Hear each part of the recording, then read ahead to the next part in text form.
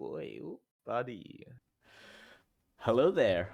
Welcome to my stream. I am Nick and I will be your DM for the night. And tonight we are going to be playing Invasion of the Bodytakers, which have nothing to do with any copyrighted stuff that already exists, which is a D&D module that I run for Nightshade Tavern. And with me are four of my fabulous players. Before we start, I have to say a couple of things. So all maps and monster tokens that you will see on the streams are made by Forgotten Adventurers. You can check out their Patreon. They make really high quality assets and tokens for monsters and for any sort of like combat map making. So go check them out. Now, with our introductions out of the way, let us begin Invasion of the Bodytakers, non-trademarked. Our story starts in the continent of Vandalier, in the nation of Veran, also known as the Nation of Hounds, boxed in on three sides by Krakaris, the Nation of Beast to the west, Oresh, the Nation of Stone to the east, and the Riverlands to the south.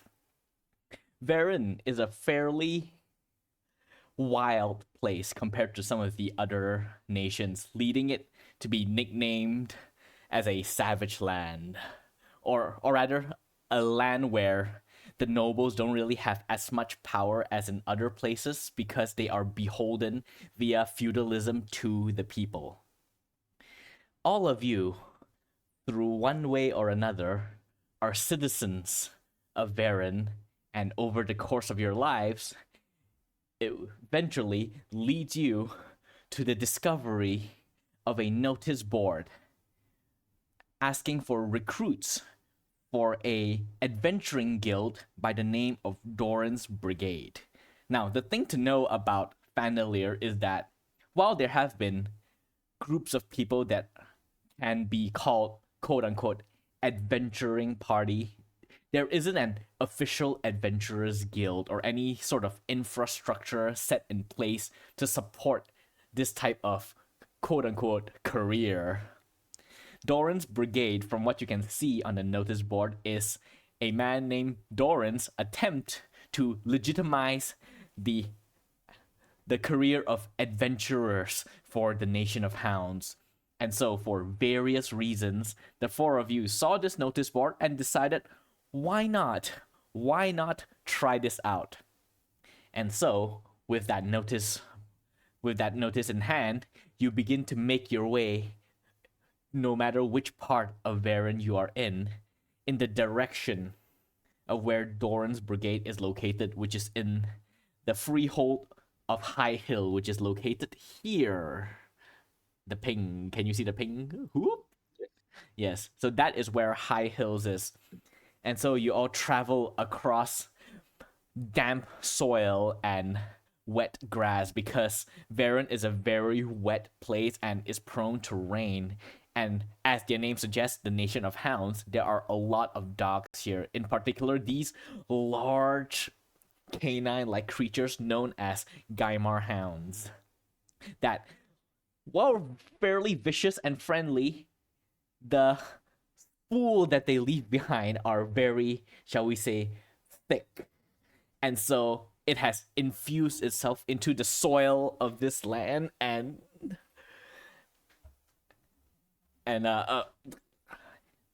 okay, sorry, the gut.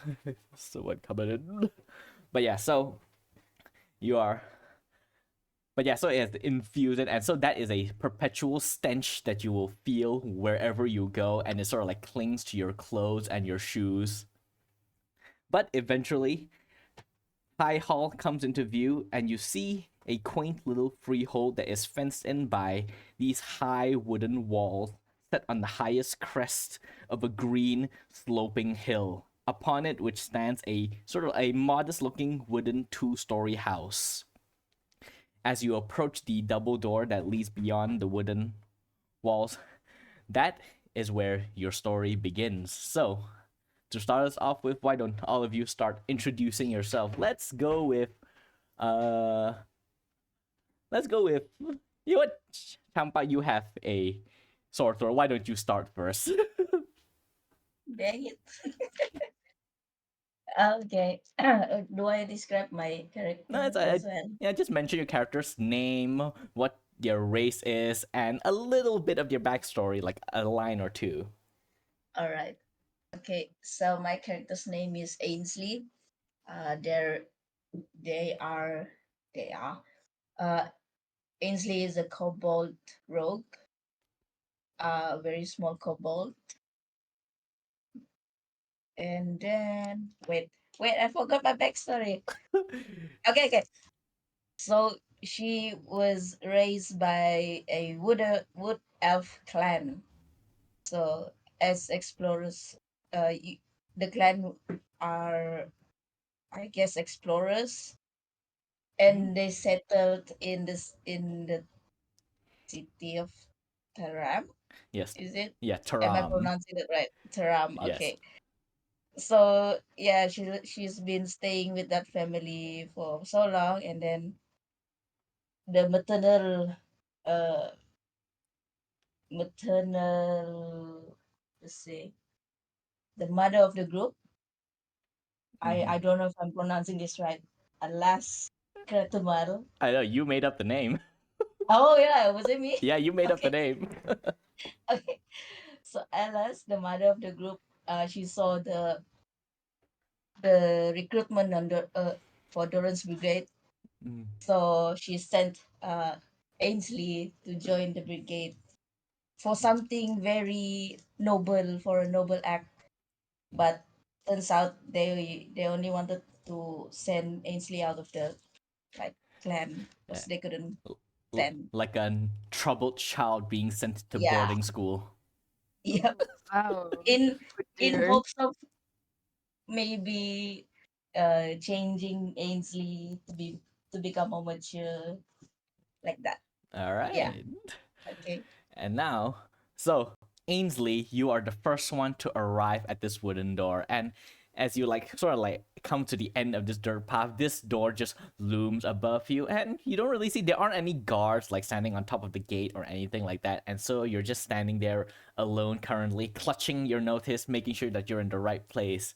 And that is when you hear footsteps behind you, and you turn around and you see two individuals approaching you. One normal size and one small and semi hopping along the way. Archiz, why don't you introduce your character? Ooh.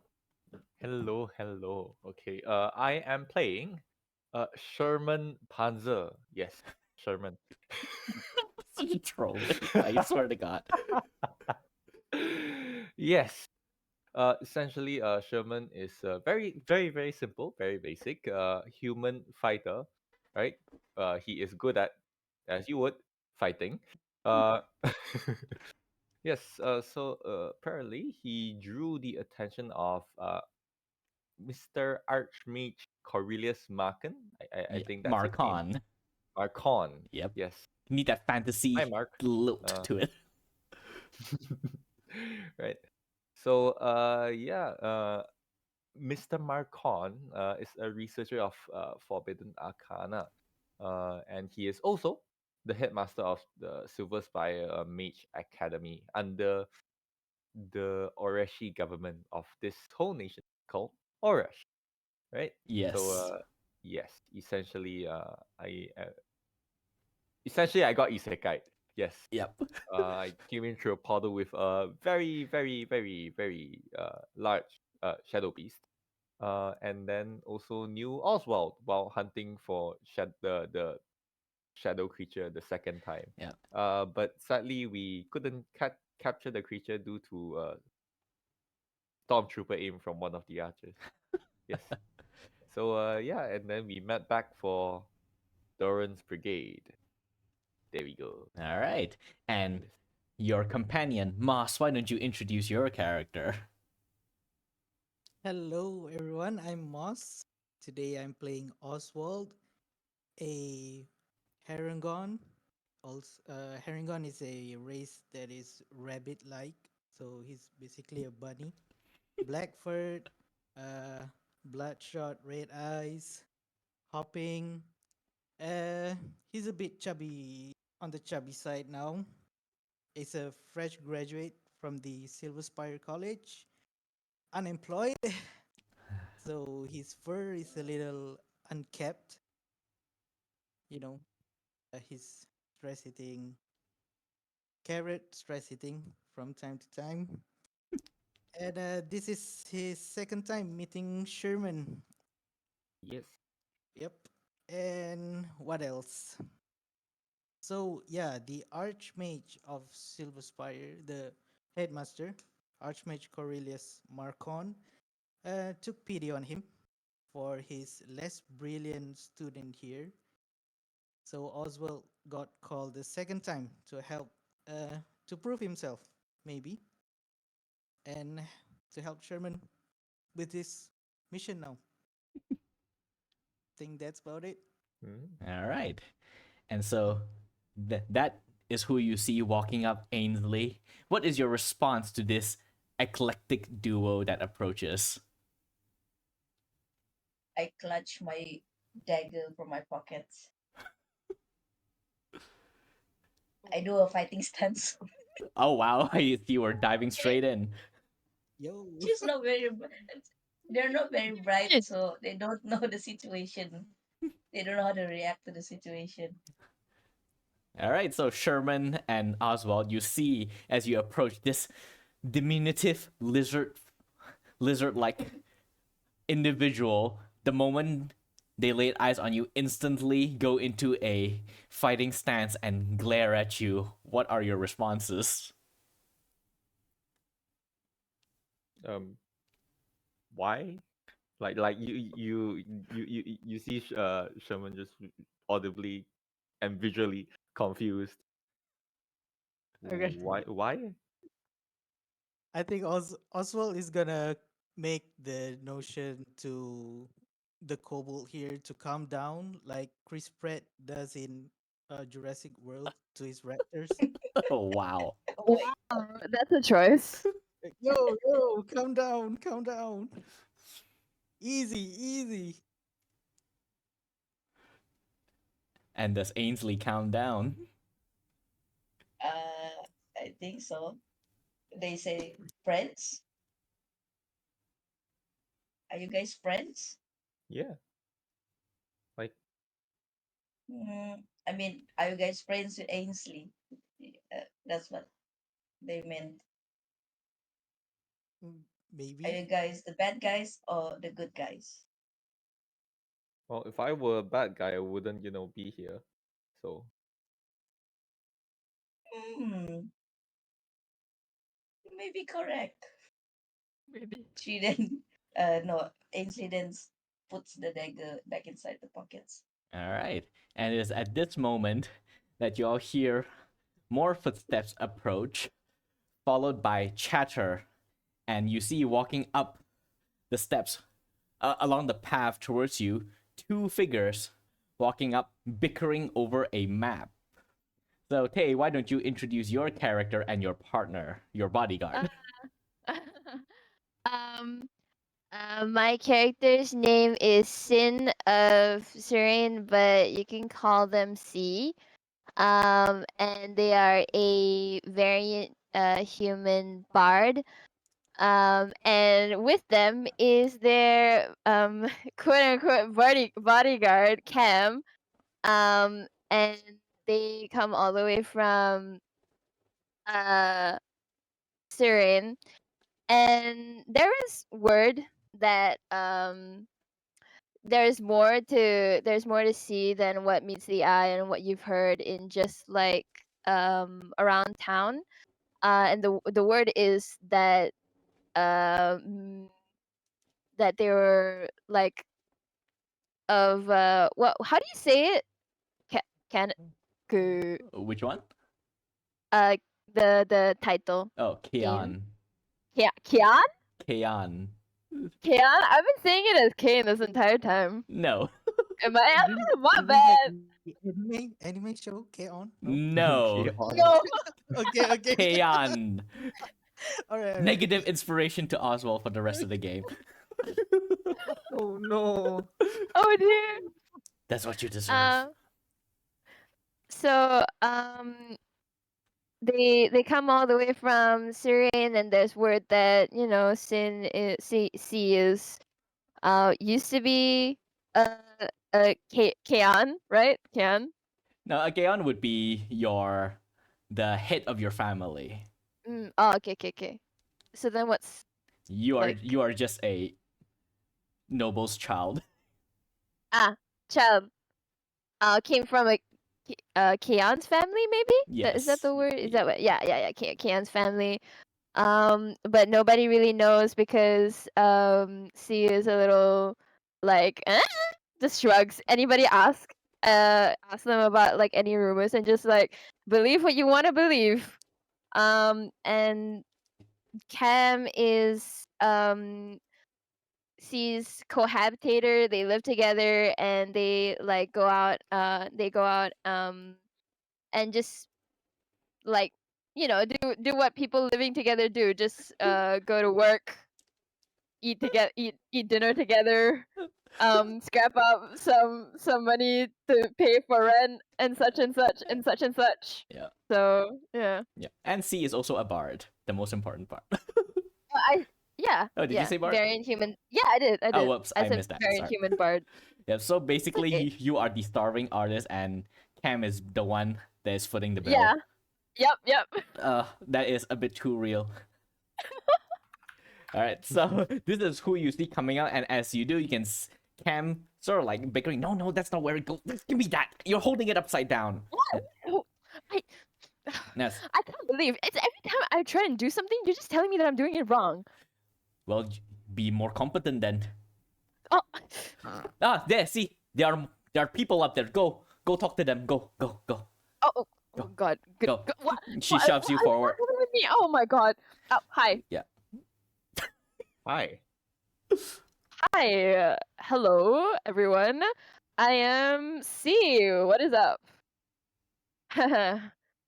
And you can see that their face is just like their eyes are just darting back to Cam, looking for reassurance and just like wanting her to come, but they're like She's standing tense. just trying to She's just standing tensely, just like hi. Gives one You. thumbs up. Yep.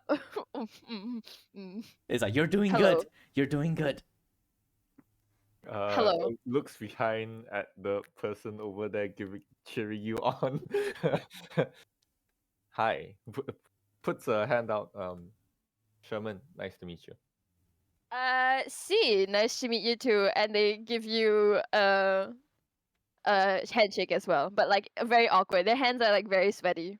C Actually, as in the letter C or the ocean C? C as in the letter C, short for sin. Okay. Okay, good. Good to know. Okay.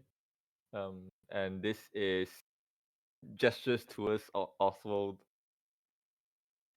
Hello, I'm Oswald. Oswald is gonna bow down a bit towards Oh. C. Ooh. Yeah. Oh dear. And see, you recognize this bunny. After all, there aren't a lot of Herringons around Veran. This is one of your course mates back in the Silver Spire, like maybe a couple of years apart. But you remember seeing a black-furred, red-eyed rabbit folk jumping around. Do I know his name? I will say you will, because by virtue of being the only Herringon in the Silver Okay. Spire, you will know who this person is. Okay. And then I see just like squints and just like you can see their head just kind of like trying to remember who this is, and then light bulb, and it's like Oswald.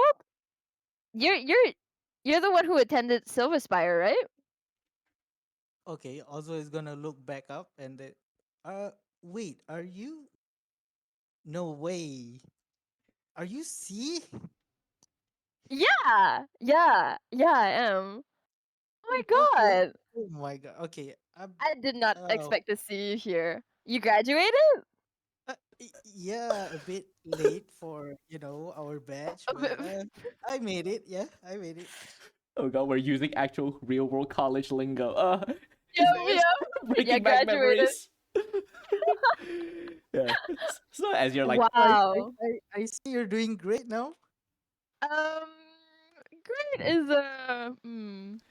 I don't know, but we're doing okay. We're doing fine. And I look over at Cam and I I just think like you give a mean thumbs I up. am doing well and you are just leeching off me. Rude. We're doing okay. Yes. And also don't ignore your friends. What about that one over there? And she points at Ainsley, whom you have ignored this whole time. Mostly because Ainsley's entire body is shrouded by Sherman's armored form. And I just like look over. I'm like, oh, there's another one. There's another one there. Hi, hello. I'm C. You are. Ainsley was trying to hide behind Sherman, but obviously it didn't work. And then you said, "Hello, I'm Ainsley. Nice to meet you." Nice to meet you. Hello. Do you want a handshake or no? No touch. No. No touchy touchy, please. Okay. Good. I just give you a thumbs up. I'm just like, nice to meet you, Ainsley. And with that awkward thumbs up, you hear as the door begins to rumble open. At first, you thought that it was just like, when these type of gates open, it usually opens slowly for like dramatic effect. And then you realize, because you look up first, your eyes will naturally draw your gaze up as a gate opens. Then you realize the reason why it's opening slowly is because your eyes pan down and you see a guy pushing the gate open.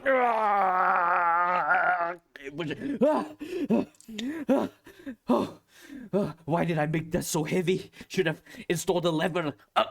And he sort of like clears his throat and said, and you see before you a Telaharian human man, looks to be in his 50s, darker skin, brown eyes, hair that is cut really short and curly, with a full goatee, and he's sort of like, and he's dressed like in this simple robes with like leather armor over it, and he's sort of like panting after pushing his extremely heavy door open. It's like, so you're all here, and he sort of like looks at the four of you, looks behind. Oh, and that's all four of you. Welcome to my home. I am Doran. I am the one who handed out the notice boards and those flyers that you're holding, made by yours truly. Come in. Is there anyone else coming with you, or is it just the four of you? L- I look around, try to see if I see anyone else. I Hello. Yeah, it is empty. can maybe. Yeah. It's like, and is it? Points towards your friend. Oh no, I'm just their bodyguard. I pretend I'm not here. Oh, It's okay. Don't mind her. And then Dora is like, great, 2 in 1. It's like when you buy like a roadside stall and they give you anyway. Come in. Before I blab all of you away, come on. And he gestures for the four of you to enter, and after you do, here we go. And he starts pulling the gate closed. Why did I think this is a good idea? And he pulls the door closed and he goes, note to self, install lever for next time. And now that you are behind the wall, you can see that Doran's freehold is just a lush green plain of grass, and where you had seen the modest wooden 2-story house at the crest of the hill, you can see towards one side of it is a full garden with like multicolored flowers and different types of bushes and shrubs throughout it, with like dirt path carving through it.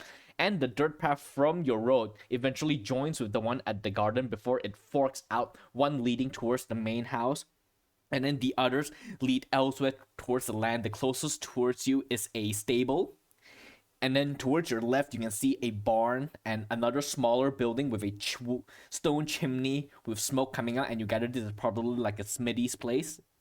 And then littered throughout there are a couple more like small houses that you gather are probably either storerooms or like other homes.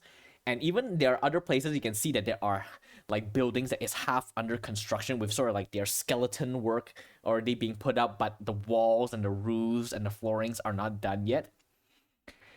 And so as it leads in, if any of you have any horses, you can put it into the stable. My wife, Megan, will take care of them perfect. And I realize none of you have horses.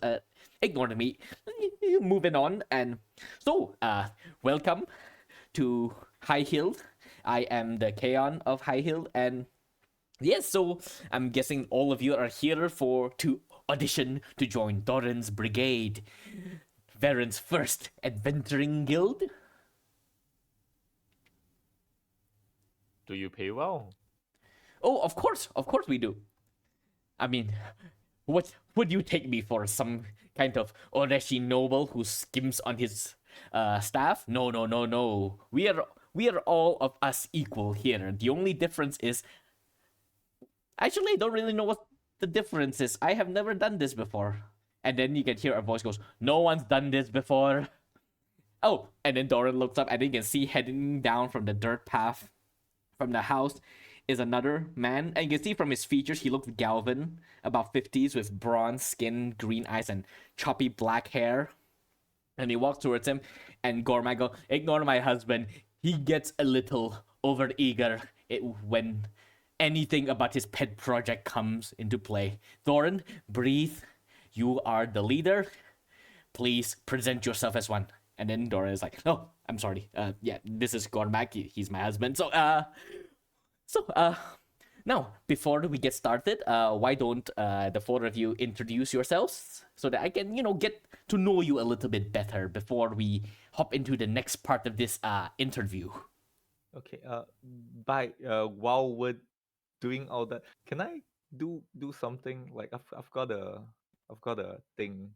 Oh, It's not okay. exactly enemy, but it's good to know Oh, you're doing if the boss that I'm working for is okay. worth working for. All right. What do you want to know? Right? Essentially, they are starting from their total class levels and then fighter class levels, constitution score, strength. That. Okay. Is I that think all that I think you have to like- choose two. Yeah, Oh in yeah, regards yeah. to yeah. Okay, so I guess total class levels and constitution score. Okay, so since he doesn't have a class level because he's an NPC, but I will tell you his challenge rating. Mhm. So his challenge rating is 5. Ooh. And his constitution score is 14. Okay. Not that great. But okay. Yeah. I mean, you notice like the way he wears his leather armor, you gather he's more of a roguish type, like finesse based. Good to know. Yes. But yes, so what about you? Points to you, the only heavily armored human among the group. I've never seen you before. I've never seen, or rather seen your kind before. What's your name? You mean me? Yes. Haven't seen a human?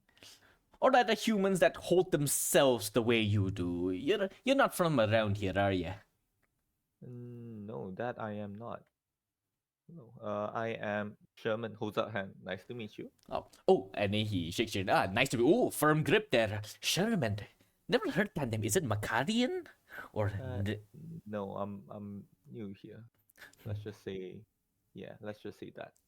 all right, understandable. A man with a secret. I can get behind that. And he turns towards you. And what about you? We don't see many kobolds coming up from the Underdark. Or from Krakaris, for that matter. Not a kobold. Just kidding. You almost got me there. I just want to try something new. No, actually, my family sent me. Oh, so you're here not of your own will. And he looks a bit like sad for a moment.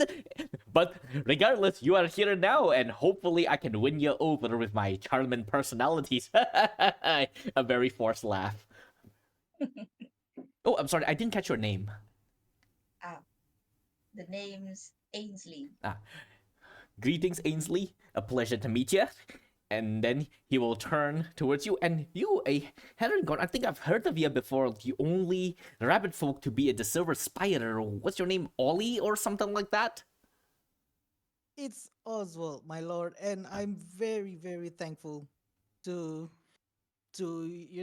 land this job. I've been unemployed for so long. I don't remember the last time I have a proper meal. I and Oswald is gonna start, mauling over there, and then and he's gonna take the Lord's hands, Lord Doran's hands, and shake up and down excitedly, Oh, like thank you, thank you, thank you. oh, you poor thing. Don't worry. If everything goes well, I feel like we will have a very, very strong and trusting partnership. And don't worry. Yes, Yeah, he looks. I would say right now it's about like 4 in the afternoon. Don't worry. Once we've gone through the interview and all the other necessary stuff, my family is cooking up a dinner for all of us, and you will get the chance to gorge, my rabbit friend. Woo! Yeah. Oh, I forgot to mention that I'm also a wizard, and also is gonna take out his wand from his black robes and do a dramatic pose. Ah, yes, of course. Oh, Mhm. after all, only wizards come out from the Silver Spire. The fact that you are able to graduate from there speaks highly to your skills. And now, He just like giggles for a second. Just Uh, there's a bit sweat coming out of Oswald's face upon him saying that. like all of us are here for escapism and Yeah, play yeah, fantasy game, and then there's just Oswald coming in here with the starving graduate college student backstory, and like, yep, reminding us with the harsh reality. I'm living that reality right now. What are you talking about? Honestly, man. But yes, and oh, what about you? You seem familiar. I feel like I've seen you before, and sorry, Squint, and you know your family is fairly well known, and he's probably drawing your features from your parents that he's probably met before. Whether you know or don't know me, sir, it's a pleasure to meet you. Oh. And I hold out my hand to like for a handshake. He sort of like frowns a bit and shakes your hand, and goes, what's your name? I'm C. All right. Hello there, C. Welcome. And what about your friend over there? And then, That's my friend. Cam. Yep. oh, C and Cam, C and C. Yep. Alliteration. We can work with that. Marketing will go wild for things like that. Marketing for what exactly? He claps it. Regardless, I welcome to the 4 of you, our prospective members of the first incarnation of Doran's Brigade. Now that we've had the boring stuff out of the way, it's time to get to the interesting stuff. The initiation. Yes, there is an initiation to join my hyper-exclusive Adventurings Guild. Now, how many of you have experienced combat? I casually raise my hand Ah, and look towards my armor. yeah. What about the 3 of you? Do you raise your hand as well? She just looks over. It just like looks over the cam. Just like stands there, just awkwardly twiddling their thumb, their fingers, just like. Cam just shrugs. Cheers. Yeah, Oswald is gonna excitedly raise his hand and nods his head up and down. All right. And what about you, Ainsley? Pull out my dagger and show it to him. Ah, I like your spirit, Ainsley. Wow. Now, Yes. no, it's okay. We can work with this. 3 out of 4 is fairly good. Now, why I ask this is because the initiation will involve all 4 of you to pair off and challenge each other to combat. And whoever wins gets to join Doran's Brigade. And Cormac, his husband, goes, all of you will become members of Doran's Brigade at the end of this. There are 2 little of you. And then Doran, is like, Cormac, you're ruining my spiel. Anyway, ignore him. Yes, only 2 of you will be able to join. 4 of you. 2 will be able to join. Now, in order to determine which one of you will fight the other, we will draw lots, and then he will reach towards his pouch, and then he pulls out a bundle of sticks. And then he was about to hold it up to you, looked at all of you, and is like, give me a moment. And he's gonna turn around and sort through the sticks. You can see a couple of them just falls to the ground and flicks away. And then eventually he turns back forward. There are now only 4 sticks in his hand. He'll walk forward and hold it up for all of you to draw. And I would like each of you to roll a d8 for me. A D8. Yes. This will determine which one of you fight which one for his dear. initiation. Okay. I got a 5. All right. Yay. All right. So, Ainsley, you will be fighting Oswald. And, my God. and Sherman, you will be going up against C. He just like squeaks, just like, oh, Yeah, goodness. Cam looks at you, see, and then she looks at Sherman in his tall, muscular, bulky form in thick armor and goes, "Good luck." I'm but an itty bitty bard. All right, so which pair would like to go first? He just like shrinks and just tries to like take a few steps back, just like, Ah, you moved. You will start first then. You and Sherman. All right, come on. I have prepared a specific area for us to have this initiation. And he then leads you towards the back of his house, past his very well-kept garden. We can see like there is a sort of like a older about woman in her 40s over there, sort of like tending to the flowers, and you can see as Doran passes by, he goes, "Hello, Dunla, keep up the good work." And then Dunla just frowns at him, like, why is he talking to her as if they're not family? And then eventually you'll pass, and you can see a little distance away from the main house, in a part of the hill where it sort of like flattens out, it is a single patch of sand amidst the bright green grass, and you see that this is a sand pit. And then Doran goes, "All right, Sherman, see, take your place within the gauntlet. It is literally a sand pit." Shut up, quarterback. Give me this moment. Are you sure? Like it's not really fair, is it? Like I'm. Oh, don't worry about it.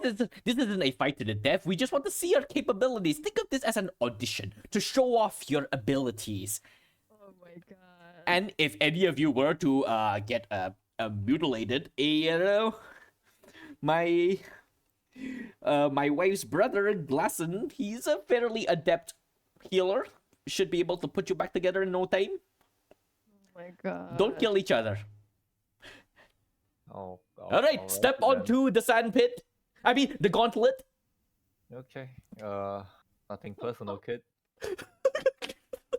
All right, so the 4 of you Oh my god. and the 2 of you take your place inside the sand pit while the rest of you walk out and stand around the pit to watch. And now, Sherman and C, I would like you to roll initiative. So, Oh my question: God, what are the should be rules and happening. premises of this fight? Like until someone drops, or Yeah, basically the first one to reduce the other to 0 hit points. oh shit! Oh my god, are you serious? Yes. And I have Wow. advantage to initiative rolls because Alright, Oh. actually, why am I bringing out the turn Oh, order? Because I this forgot is to- this is more theater of the mind stuff. Because I mean, it's a sand pit, and it's just 1v1. We don't. Oh Yeah, my so, god. yeah. I got 12. Okay. So Uh, 16. 16 and 12. So that means Sherman, you start first. What do you do? Oh my god. Crying. Crying right now.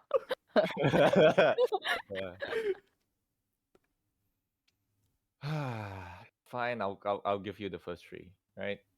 Huh? I'll give you the first 3. Go ahead. Oh, all right. So Sherman ends his turn honorably, like the soldier he is, Wow. and now see, what do you do with your turn? Oh my god.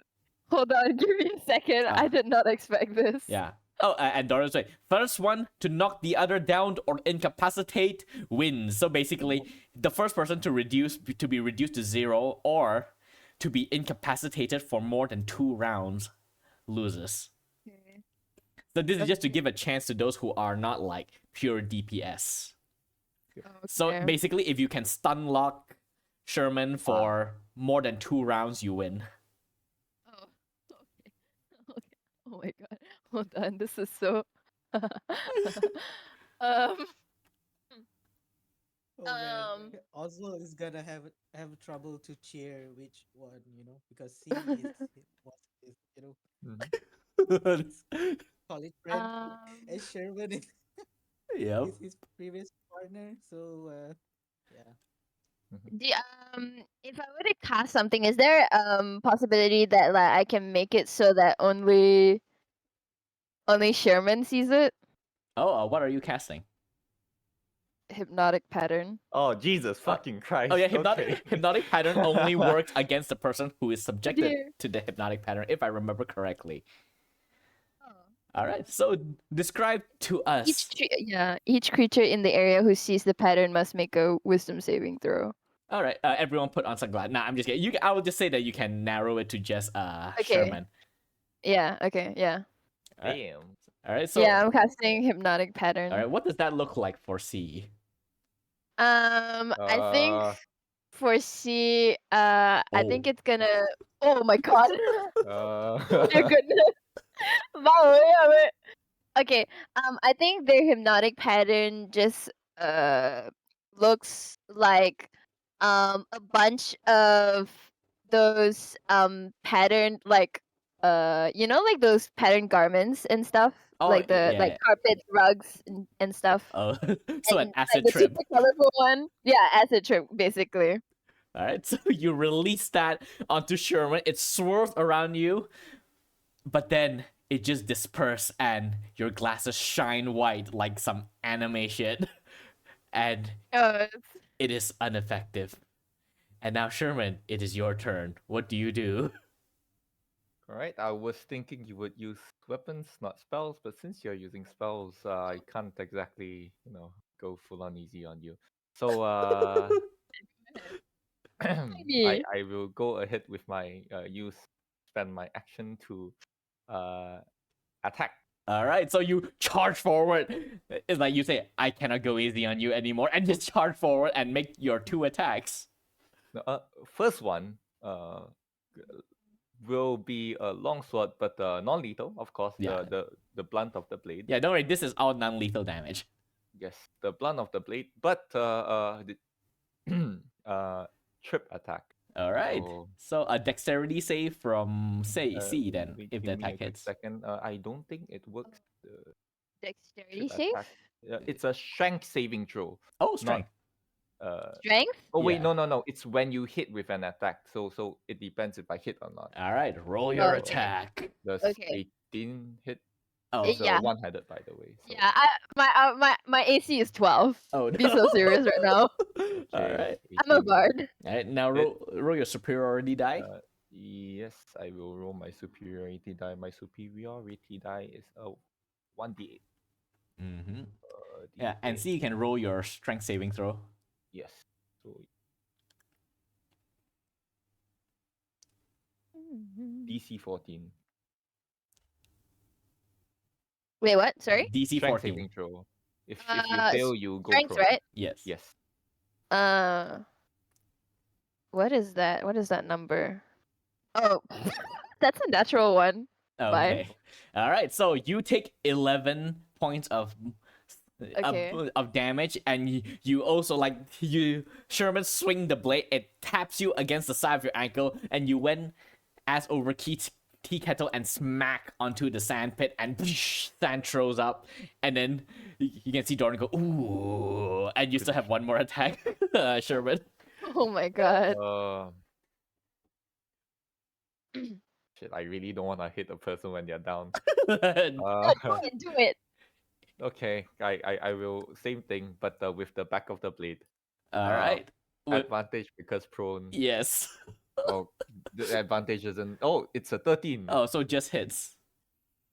Yep. All right, so you for 4 damage. Yeah, you take another 4 damage. See? Take 4 damage. Yeah. Okay. And now it is your turn. Is there healing involved? Can I heal? It's up to you. Okay. But it will not save you. Yeah, no. I know. Or will it? Let's see. Uh,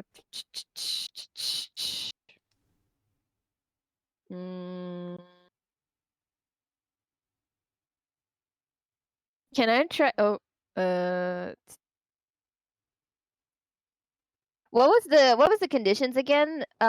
Hit point 0 or Incapacitate. incapacitated, Yeah. right? Basically stun locked.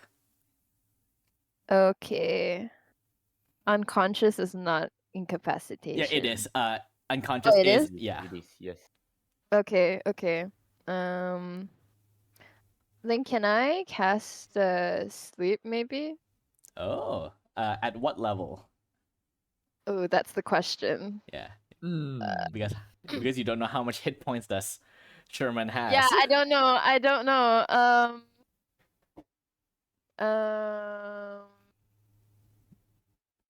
If I roll, okay, wait. Just saying, it's quite a high number. Yeah, Well, fighter. you're forcing me to cast a 4th level sleep spell right now? Yeah, and also it depends on your rolls. If you don't roll enough, the spell True. just doesn't work. Yep. Yeah, true, true. Okay. I think I'll because you just hit me for like a lot of points. I think I'm gonna cast 4th level sleep. All right, roll Okay. your sleep spell. How many dice is that? I think it's two. Do you not? Do you have the spell in Roll. D&D? Yeah, you can ping it. Roll, yeah. I think it starts with like 6d8 or something like that, It starts with 5d8. Okay. and then increase by 5d8, 2d8, right? And then roll an additional 2d8 for each slot level above So first. so 11d8 then.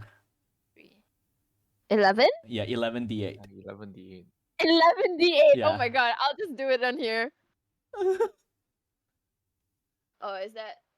Wait, hold on. 11d8. Yep. Just roll 11d8. Yeah. Oh, you're right. Let's see. I don't have that many d8. Space 11d8. 11. Roll. Is that enough? No. Sad. you, Oh. you release the spell, but it is not For enough. goodness. Sherman, you sway a bit, feeling the spell hits you, but you're able to shake it off. And then from the sidelines, Cam goes, "Yeah, they're getting trounced," and nods a bit while watching. And and Ainsley, how are you feeling watching this very one-sided fight?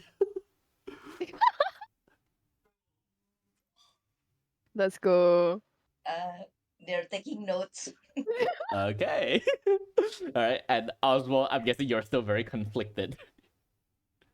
Yeah, also he's gotta close his eyes, but from time to time he gotta take a peek.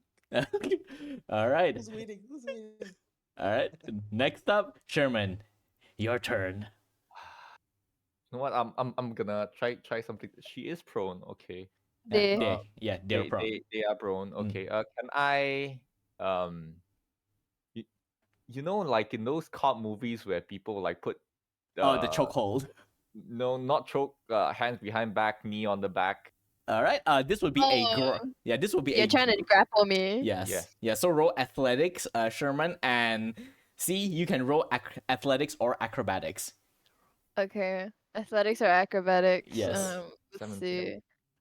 Let's go acrobatics because Yeah. I got a 15. Oh no, Sherman manhandled you into the ground and pinned you Ah! down. Oh, I got a drink. C is having like so many conflicting emotions right now. It's just like, what the hell? Yeah, no, and God. pinned you down. Press that. Okay. I don't want to make this any harder. All right, like we can finish it right here, right now. Okay. All I right. don't hurt you anymore. All right. See, do you struggle as he pins you Yeah. down? Yeah. Okay. I'm a little stubborn, so I'm gonna struggle All right. again. So this will be the next round. Make another athletics or acrobatics, and Sherman, you can make another athletics check to continue You know what? holding. Screw this dice. I'm not using this Oh, tonight. that's a 3. 3 plus 6, 9. Oh, you Um, might break free here then. See? I got a 15 Oh, again. yep, somehow but you are able to slip victory. out from Sherman's grip. And I'm a slippery guy. yep, yep, and stand up and now it is what will you do? See, That's good. That's a good question actually. What am I gonna do? Hmm. is this the turnaround? Oh, I doubt it. Let's see. What else do I have? I have a lot of shit that just like helps me like. Hmm. Hmm. Okay, wait. I think I'm gonna cast. Mm,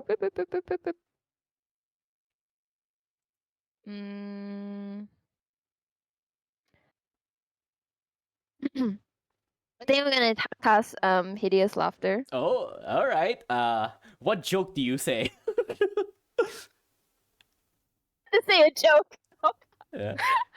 I would say if you Um, can tell a joke that's good enough, Sherman will have disadvantage. Why not? Ooh. Oh wait, I'm not a Let's jokester. go. My bad. Um. Um. Oh God, what joke do I even say? Oswald's life. No, I'm just kidding. Just kidding. Oh, Jesus Christ. That's sad. Oh, oh Weaponized. God, what if I don't know a joke? Then- Knock knock. knock, knock. Oh. Yeah, man, knock knock. Well, we're not doing this. We're in a fight. Cat will go, who's there? Your mom. Your mom who? Your mom is not here. She doesn't love you. Wow, okay. Joke's on you. My mom died. Uh, just the fact that you make a your mom joke, I am not giving you that advantage. Okay, my bad. Oh, wow. But good try. Yeah, Sherman, Like- make an intelligence saving throw, is it? Hideous laughter, or was it wisdom? Wisdom saving throw. Alright, make a wisdom save. Ah. Ha ha ha. Oh no. So Sherman's like, joke's on you. My mom's already dead. What? And you start You're laughing. laughing at yourself, laughing like, at like me. it's not really fun laughing. It's It's the like sad, the- the very deadpan laugh, and you fall almost mechanically onto the floor, and you all. And Doran's watching. Is he pretending? Because that looks very mechanical. And now you get to make another wisdom save to see if you break free. If you lose this one, then that means C wins. Oh, it landed right next to a natural 20. Oh no! Alright, so somehow and Doran's like, well, it would seem that in a surprising turnaround, the winner is C. Yeah, and he claps. She just, like gets up, just like tries to dust off all the sand off their body, and then just like pumps their arms up in there, like Yahoo! Yahoo! Meanwhile, I'm lying there. Yeah. My mom died. God, this has gotten very morbid. And the question is, C, do you leave the spell to run its entire minute, or do you end it? End the spell. All right, so you end the spell. Yes. Alright, I swear I got. Oh boy. Okay. Sorry about your mom, by the way. I didn't mean it. Or did I? Alright. My bad. All right, brilliant demonstration of skills and strategy, of martial abilities and arcane weaving. Great job to the two of you. Both of you pass, and you will be part of the team. And then Cormac's like, see, you see, it doesn't really matter. Shut up! And I know. all right, next up, we have Oswald and Ainsley step onto the sandpit. I hold up a hand to Sherman for like a high five, and I'm just like high five. Yeah, high five.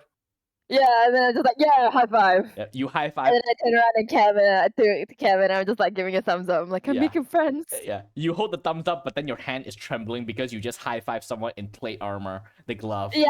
No. I don't go full force high five, right? It's a Okay. it's a high five tap.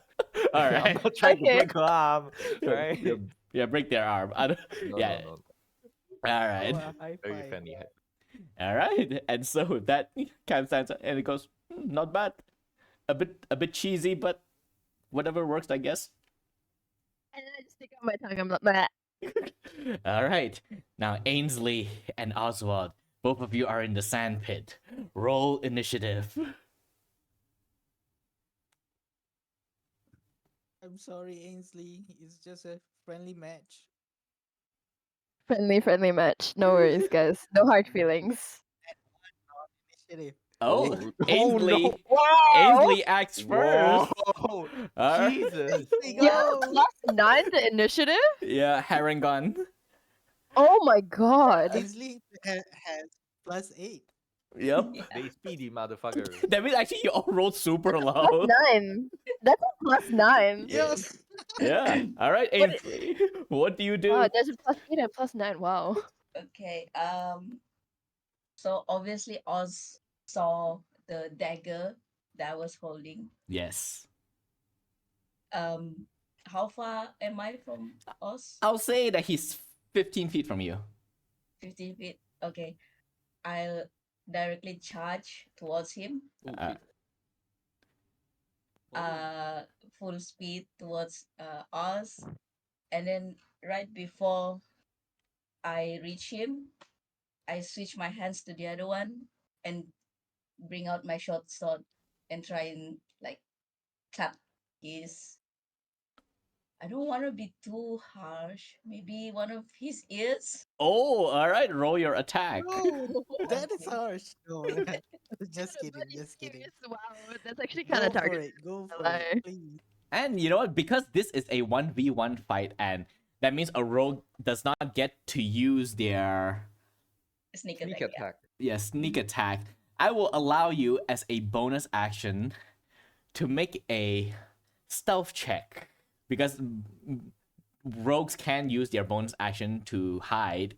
And so this basically means, are you able to fancy foot enough for you to get a sneak attack against Oswald's passive perception? And what is your passive perception, Ooh. Oswald? It should be 14. all right. So you got to beat a 14. Okay, what do I roll? Just roll a stealth check with your bonus action. Stealth check. Where's my stealth? Okay. No. Okay, yeah. Sadly, you do not get your sneak attack. Oh no. I think it's because of the ears. The ears, yeah. Yeah, you the can ears hear. twitch. All right. So I know. Wait. Okay. Also, Do you I just need to- rolled the damage for your short sword, but you didn't roll to attack. Oh, is it? Oh, Yeah. sorry. Ah. Short sword. Ooh. That did not hit. Oops. I think. No, I think it it just hits. hits. It just Just hits. The Yeah, thing. yeah. Yeah, it hits. So yeah. All right. So that means you deal 9 piercing damage, as you Yep. sort of like non-lethally like nick against Oswald's ear. All right. And with that, Oswald, what do you do? Oh. Okay, so also is gonna cast. Wait. Hey yo, where is it? Okay. Fireball. Mirror image. Okay. So you cast on yourself and boom, a bunch 3 duplicate Oswalds appear around him. Mm-hmm. And now it is your turn again, Ainsley. There's 3 of them now. Yes. So basically every time you attack, you have Oswald will have to roll a d20 to see if you hit him or do you hit one of his illusory duplicates. Ah, I see. Yep, that's right. Mhm, Okay. mhm. With Yeah, that, just roll to attack like. I let out a draconic cry, Oh? so I have advantage. Oh, Oh. Whoa. Okay. Oh my god. And I'm Nice. gonna hit go for the middle guy. Alright, roll your attack with That's what's up. advantage. And Okay. Oswald, you can just roll your d20 now. A crit. Holy shit! Thankfully, it hits the mirror image instead of you, Oswald. Otherwise, it would be rough. Ooh, Oh my god.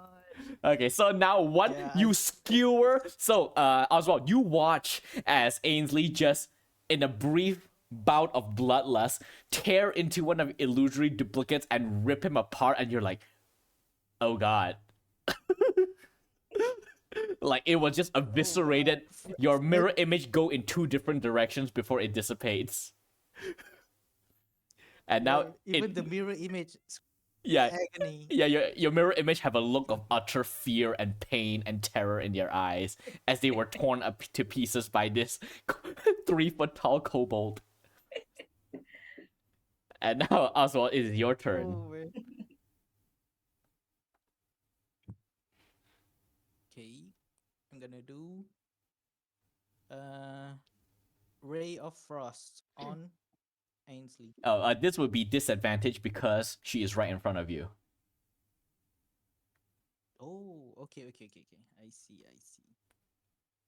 So yeah, I think I just pull.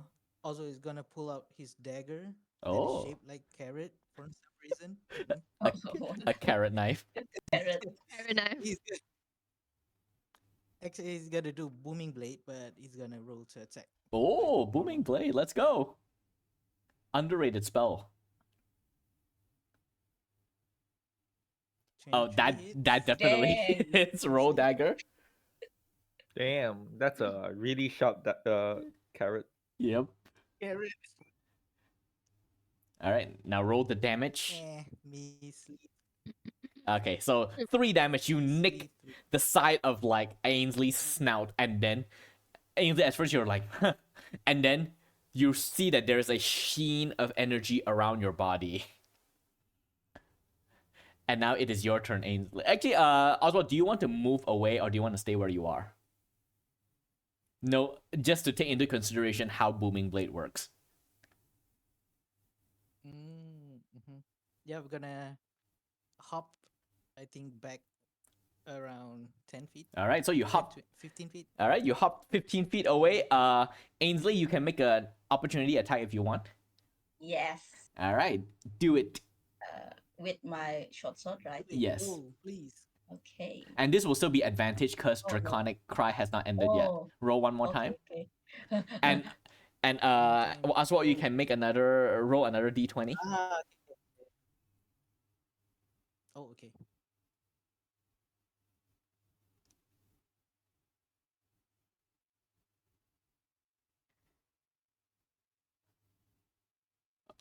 Oh, 5. all right. Oswald, did you roll your mirror image? Hello.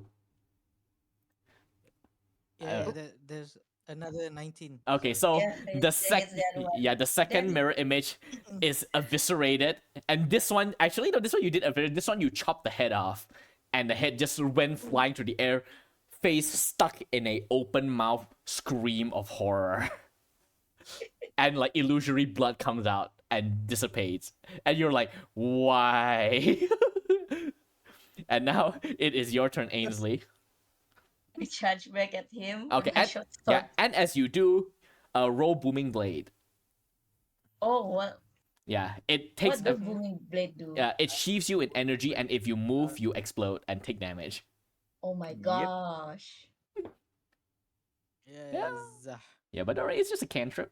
It shouldn't be too much damage. Mm-mm.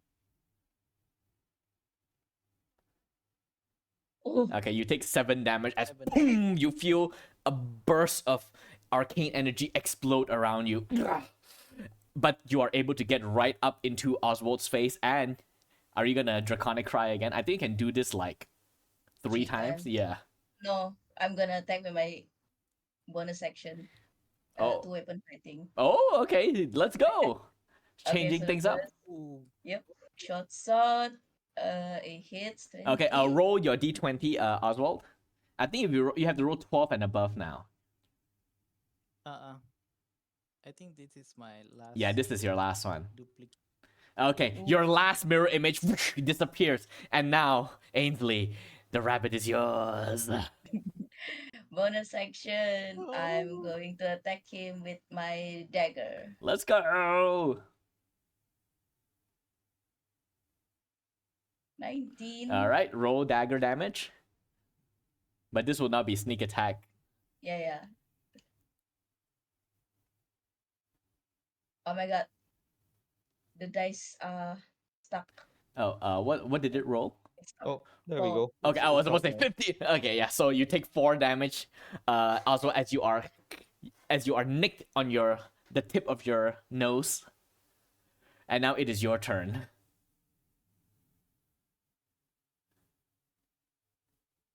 Oh man. Now also is scared of Ainsley.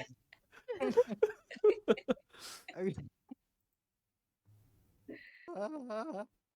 okay, so he's gonna do Misty Step for Oh. bonus action away 30 feet away from Ainsley now. All right. Mm-hmm. And then that's a bonus action, right? My spells. Yes, Misty Step is a Mhm, bonus bonus action. Yeah, bonus Alright, action. So you still have an action to cast a cantrip. Mm-hmm. So I'm gonna do a firebolt All right, roll firebolt. on Let's Fireball. normal firebolt. It's a 15. Oh, does that hit you, Ainsley? Yep. All right, so roll damage. You can just click on the pink box inside Roll20 chat to roll the damage. It's a faster way to do. Oh my god! God. Damn, bro. Oh! All right. It's a cantrip. Yeah. Cantrip it scales with levels. It can trip you. Uh-oh. Yeah. Goodness gracious. As it happens, the cam was like, "Oh damn, that rabbit's got bite." She lost her accent somehow. Anyway, now Ainsley, it is your turn. You are singed. Okay. So Ainsley wipes some of the fires from their hoodie, and charges again with not learning from the last time. All right. You charge straight up and attack. Are you doing anything with your bonus action, or are you just doing normal attacks? Uh, let me see.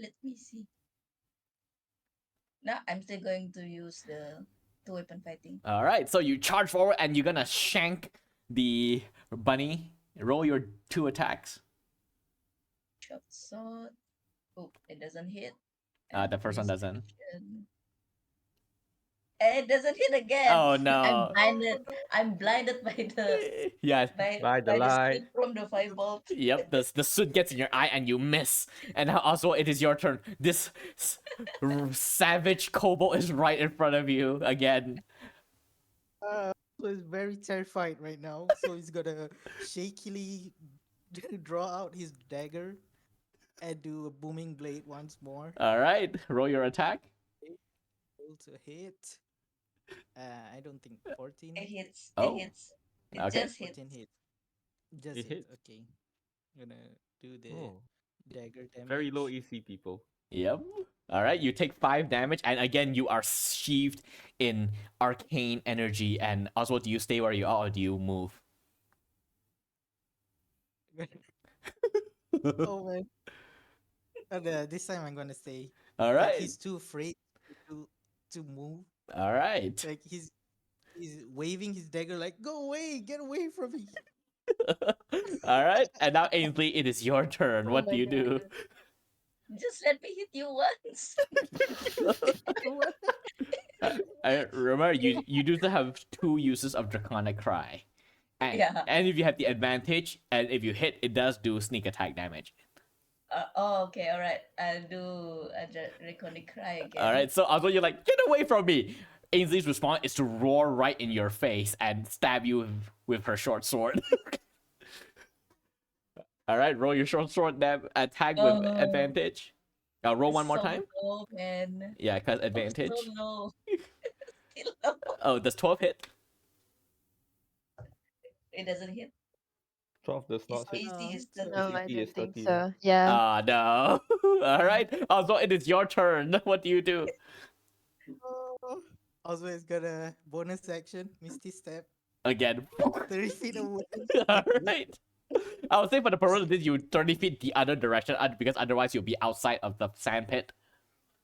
Oh, okay. Yeah. All right. Alright. Alright, and what do you do with your action? Another firebolt. Alright, roll firebolt. What? Wait, somehow this battle between these two 3 feet tall critters is more intense than the two human ones. Alright, roll Wow. firebolt damage. Oh my god. Holy shit. Humans just. Oh, Oh, you take 11 fire damage. Oh my And now, god. Ainsley, you are singed again. What do you do? this time instead of charging, I just move one step. The booming blade is still, Oh, yeah, it's still on my active. Yeah, side. it's still on you. So I try to take one step forward. Oh, and then boom. Roll booming blade. Goodness gracious. This is so intense. Yeah, this is actually so intense. Goodness. It's like, oh my god, that's 13. Oh, that's 13 damage on the booming blade. I Oh, Oh, how are Oh you my looking, God. Ainsley? I have 4 hit points. Okay, so you have one more round. Make it count. Okay, so I try and find the shadowy figure of Oz because I Mhm. can't see well now, Mm-hmm. and I try and just slowly walk and aim my shots up at him. All right. Are you gonna bonus action do No. anything else? Yep. Draconic cry. Draconic cry You again. roar Yeah. again while steaming with smoke all over your body. You walk menacingly. You didn't charge. You walk menacingly towards Oswald, and Oswald's leg is like quivering. And then make your attack with advantage. They're like a baby crying, trying to wipe the tears from the eyes. Oh Holding the no! shots up, and it's a miss. Oh no! One more. Oh, advantage. Yes. Okay. Yeah, this lizard is unstoppable. And still, oh, he Oh, it hits. hits! Roll attack. This will do sneak attack Oh, as it well. hits. Yeah. Y'all are beating your asses. Yeah. 17 damage. Holy shit. 17, yo. Yeah. How are you looking, Oswald? Oswald is he's scared, terrified, but he's 50-50, I'd say. Okay.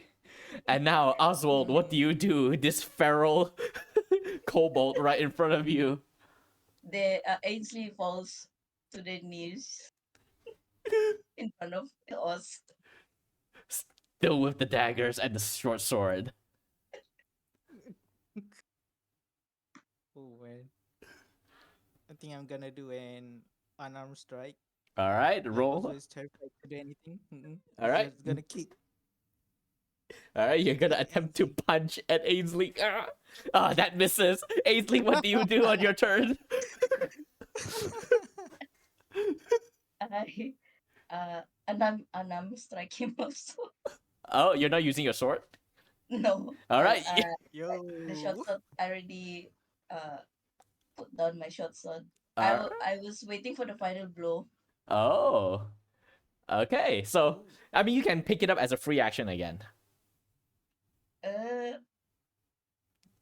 Okay. Alright, stab. Yeah, I this... try to slash his knees. Oh, alright. Oh my god, what is happening? This is so vicious. Holy No. shit. Oh my Yo, god, this- roll damage.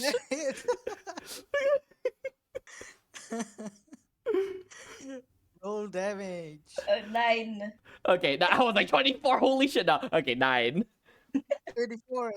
Yeah, yeah, you take 9 damage as you know what? Just for flavor purposes, because you're all closed up. Oswald, make a dexterity saving throw to see if you fall prone.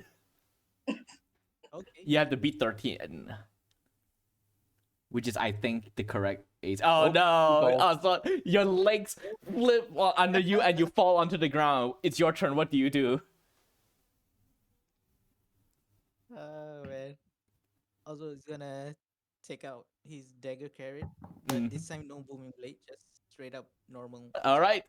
So now you're both on the Yeah. ground, stabbing at each other and wrestling. Okay, doesn't hit. You try to stab at Ainsley, but she parries it away with her dagger. And now, Ainsley, what do you do?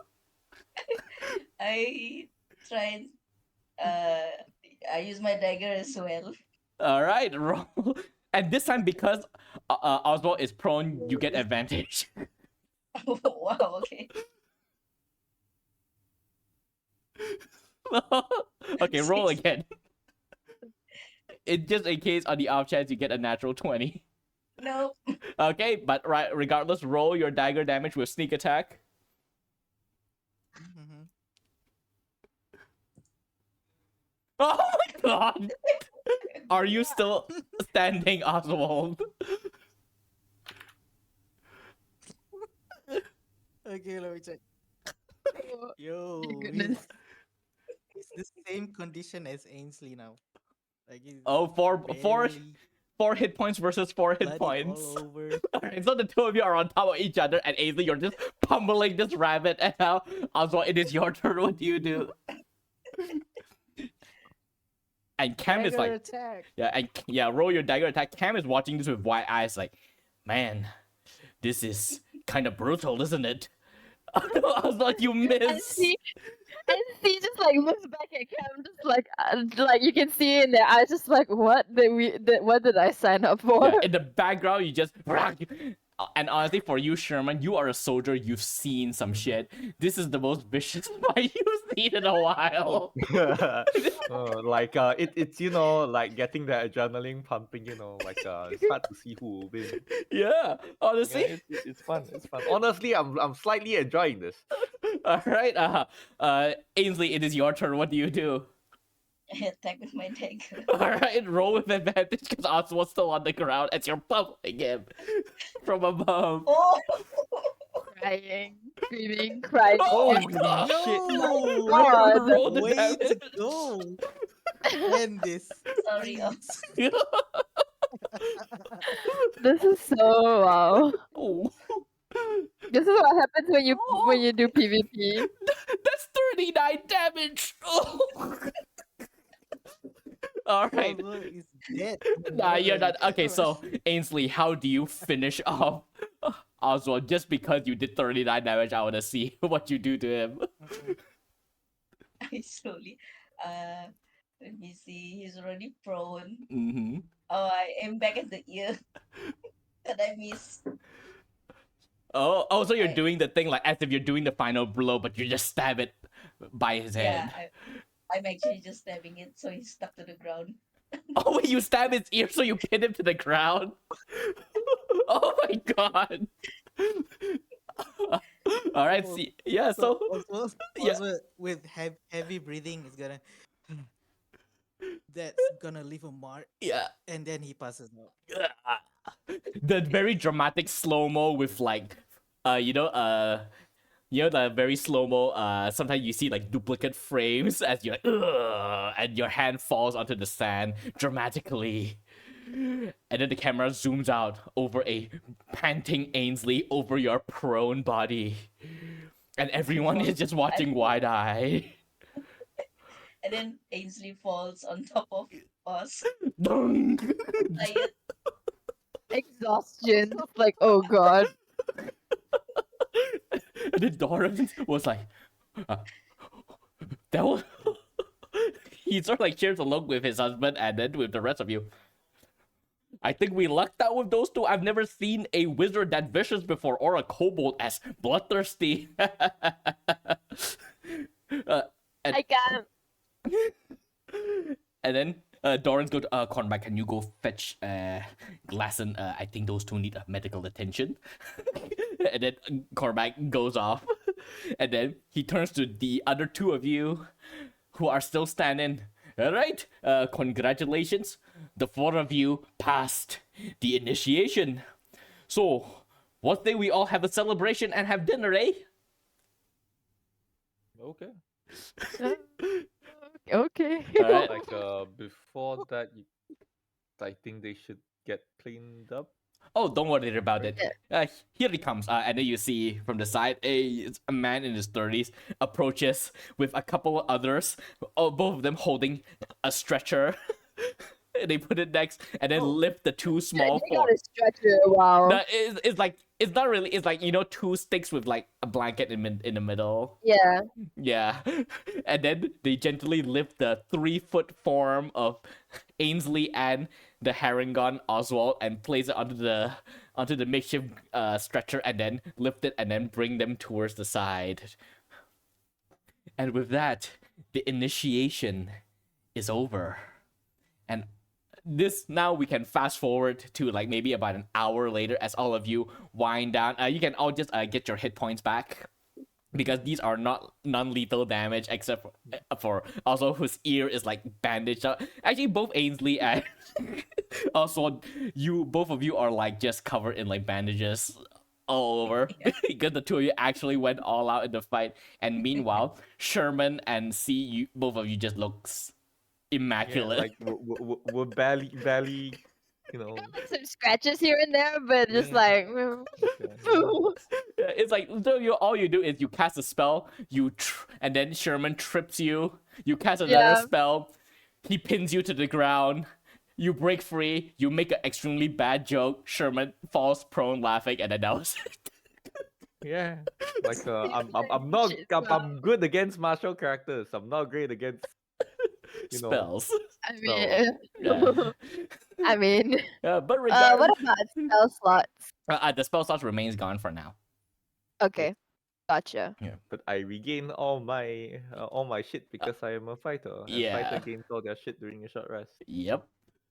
But yeah, you are all led inside Doran's home, and it is a very cozy space. It has a very rustic decoration to it. Like, this house, you gather, is probably meant to hold like almost a dozen people, which is all of the different people you've seen around. You are led into a sort of like what seems to be a dining room with a long table with chairs ringing around, and the four of you are placed onto the seats there as food is brought out, and there is like a lot. There's like all kinds of like roast vegetables and carrots and corn, and then the central platter is like a full roasted chicken and like venison of all types just placed on, and it is a relative buffet. And Oswald, you instantly begin to salivate. You haven't seen this much food in a very long time. I think C looks at the food and their eyes also kind of sparkle because it's been a while since they get like this much food with like much variety. And then So they also Yeah. just like look over at Cam and then look over at the food, just like, oh my god. go ahead. And Cam also digs in. And Yeah. and Sherman, how does Sherman eat? Yeah, just And how does he eat? civilized. Like he doesn't eat like, you know, like doesn't use his hands to grab food, you know, just very, very with the fork and knife, just cut yes, and eat. yes. And Like, how like and a civilized person. yeah. And how does He does not look civilized at all. Yep. Yeah, the two of you sit next to each other, and it is heavy juxtaposition. And what about Ainsley and Oswald? Ainsley looks at Sherman and how he eats with the cutleries, Mm-hmm.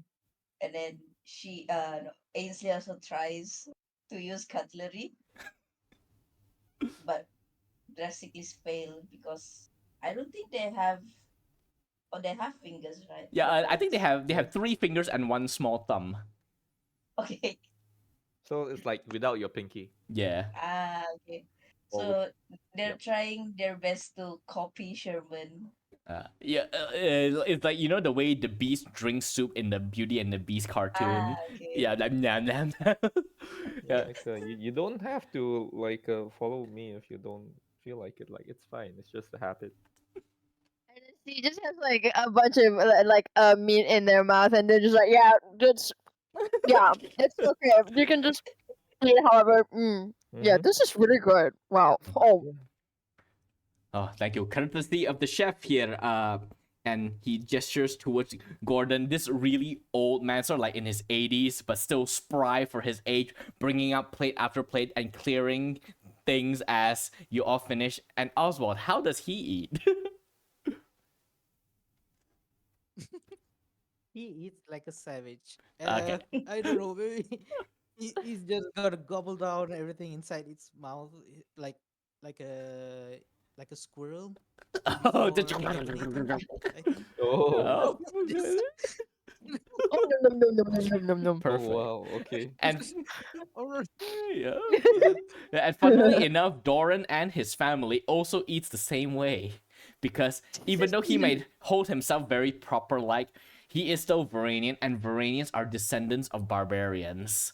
And so that blood runs hot in them. So basically, Sherman, you're the only one eating like a normal person right now. Yep. It's all right. Like it's not the first time, Basically means that and it he's won't be the not last. normal in this Yeah, context. Right? it's like you're just eating deadpan properly, and around you can see like bits of food just fly past your head, and you are Yeah, you unfazed. know, like this is fine, very, very casual. Like this happens a lot in the military. You know, like food fights, right? Yeah.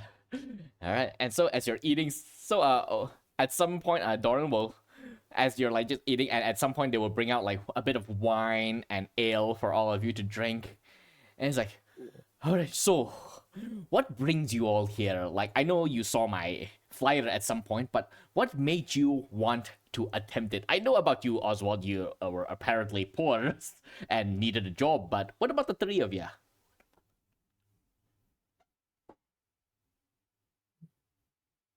You wanna start? See?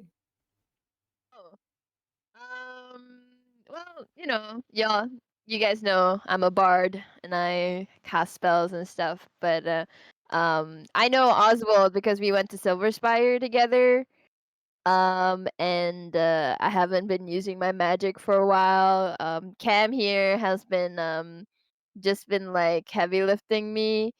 I've just been doing gigs around, so I figured like, hey, I really like my magic and I wanna use it more. So here I am. And Um, and I'm happy to have you. And you can see Doran is a bit tipsy. His cheeks are a bit rosy. And what about you? He points at you, Sherman. You seem like a strong sword. You could have just easily joined the Hound's Guard. Why come here? Uh, well, cause hmm, well, it might as well. Like I was also recommended here by what's his name again? Markin, I think. Oh, Marcon, Cornelius Marcon, the headmaster of the Silver Spire. Yes, I believe you, which points towards Oswald also know of him, of course, and also See. see. Oh, small world. Then all of you have some connection to Marcon. I mean, that makes sense. He is an archmage of the Soul Fighter Pansafi, a very influential figure. Oh, he knows me. He knows me, Cormac. And then Cormac just rolls his eyes.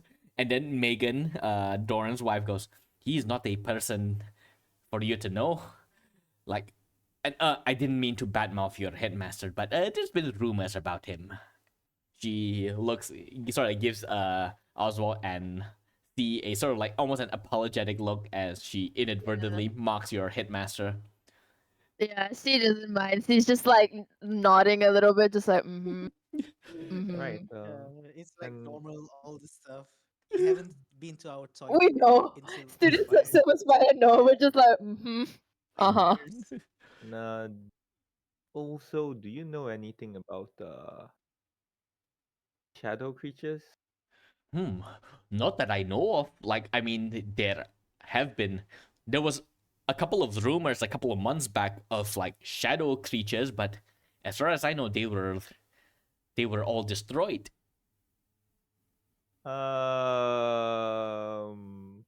Looks to us, Oswald. No, not yeah. Hmm. Mm. Hmm. Anyway, what about Yep. you, little one? He turns towards you, Ainsley. What brings you to my doorstep? My mom. All right, yes. Well, hopefully this will be a very invigorating experience for you and allow you to prove to your parents that you are worth more than they give you credit for. I hope it will. Yeah. Teary-eyed. And Doran sort of like nods, and you can see he's also getting a bit teary-eyed. You know, the empathic bond. It's like, no, just eat more. We'll get started tomorrow. First thing, we're gonna build ourselves up, and we're gonna make ourselves known throughout Veran, and later on throughout Fandalier, we will make sure that every corner of the continent will know your name. Now dig in, dig in. And he waves at all of you to eat your food, and you all dig in and gorge and indulge for the rest of the night. I And eat like a civilized person. Yes. yep. Like that scene. It's like that scene in Fantastic Mr. Fox where they're just like gobbling everything up. They're just like. Yep, it is. It is. And then there's just one guy in the middle, casually Yeah. eating the Yeah. food. Yep. And eventually you also are like the plates are cleared away, and Doran leads you into the spare rooms inside his house on the second floor. And each of you basically get your own. Like, this house is fairly big. Like, all four of you get your own room, and he still have enough space for the rest of his family to live in. And the house and the rooms that you get are fairly modest. Like, it has like the full get up, like a chester, a desk, a bed, a chest for you to put your stuff, a wardrobe, a window that overlooks the rest of the freehold, and you can get a nice clear view of the sky, the mountains, and the forest beyond in the horizon. And all of you do all of you go to sleep at night, or are any of you staying up late? Mm, I'm gonna stay up late and like explore All right. the vicinity of I the think I'm gonna be talking to Cam. Inside the room. Yeah, yeah. All right. And what about you, Sherman and Oswald? Probably like do like maybe armor maintenance So you like inside the room. Yes. yeah. Make sure that it's not gonna fail me the next day. All right. So you begin to polish your armor. You discovered as you do this that one of Doran's wives, Megan's brother's husband, Loken, is a soldier, and he is able to lend you some armor maintenance equipment that you use to begin to polish your armor inside your room. Oh, neat. Yep. And Oswald, are you asleep or are you still up? Oswald, I think it's gonna take a long, nice bath. You know, it's been a while. All right. since And he you had a you proper fall bath. asleep inside the bath. Fall asleep in the bed. Oh, yeah, that could do. Yeah, yeah. It just because the world is a bit more low fantasy-ish. The bath is literally a wooden bucket that is filled with hot water that they boil manually to prepare for you, and then you just lounge just like that. And it's like, I guess this is probably the first time you get to bathe yourself in water that is not like cold or out in the open. And you like the moment you get in, My God. yeah, literally the water instantly become murky, spreading from you as you hop in, and you're like, oh, Oh my God. Chocolate milk. yeah, oh no, I don't need that image. That's too much. Oh, oh, that's not. Oh God. Yeah, and eventually it feels so comfortable that although you eventually pass out with your tongue outside of your mouth, inside the bathtub. Like lightly snoring, just like. Yeah, and Ainsley, you begin to sort of just walk around and explore, and you can see a bit more of Doran's family. You see them all moving about, going along their lives. And by this point, because it is late, most of them are indoors and they're just gathered in the living room and just talking. And most of them sort of like giving a shoulder rub to Doran, going, "Good job."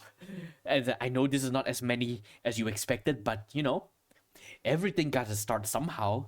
You're doing well, And then Doran's like, "Thank you. Yes, I just gotta persevere."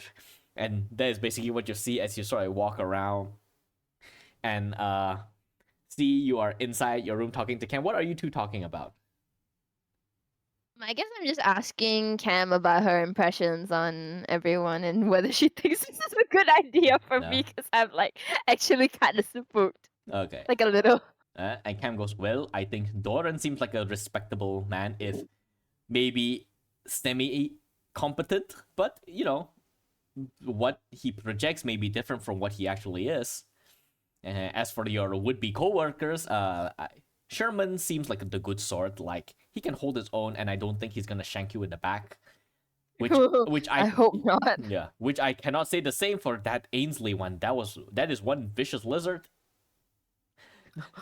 I've never seen it before. I will not lie. Kind of terrifying. And that Yeah. and your course mate as well, Oswald. He's a wizard, right? Yeah. What is with Yes. the dagger in melee range? I have never seen wizards go full head on like that before. I mean, we gotta still protect ourselves some way. You know, I can hold a dagger, right? You know that, right? Yes. That was a very long pause.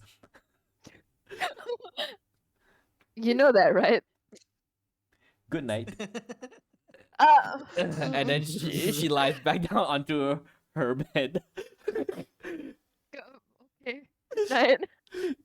And as you sort of like get ready to go to sleep, out of your window, for those of you who are still awake, Ainsley, you are prowling through the hallway of Doran's estate. You see, as you're like walking through the hallway, from the side of your window, a flash of orange.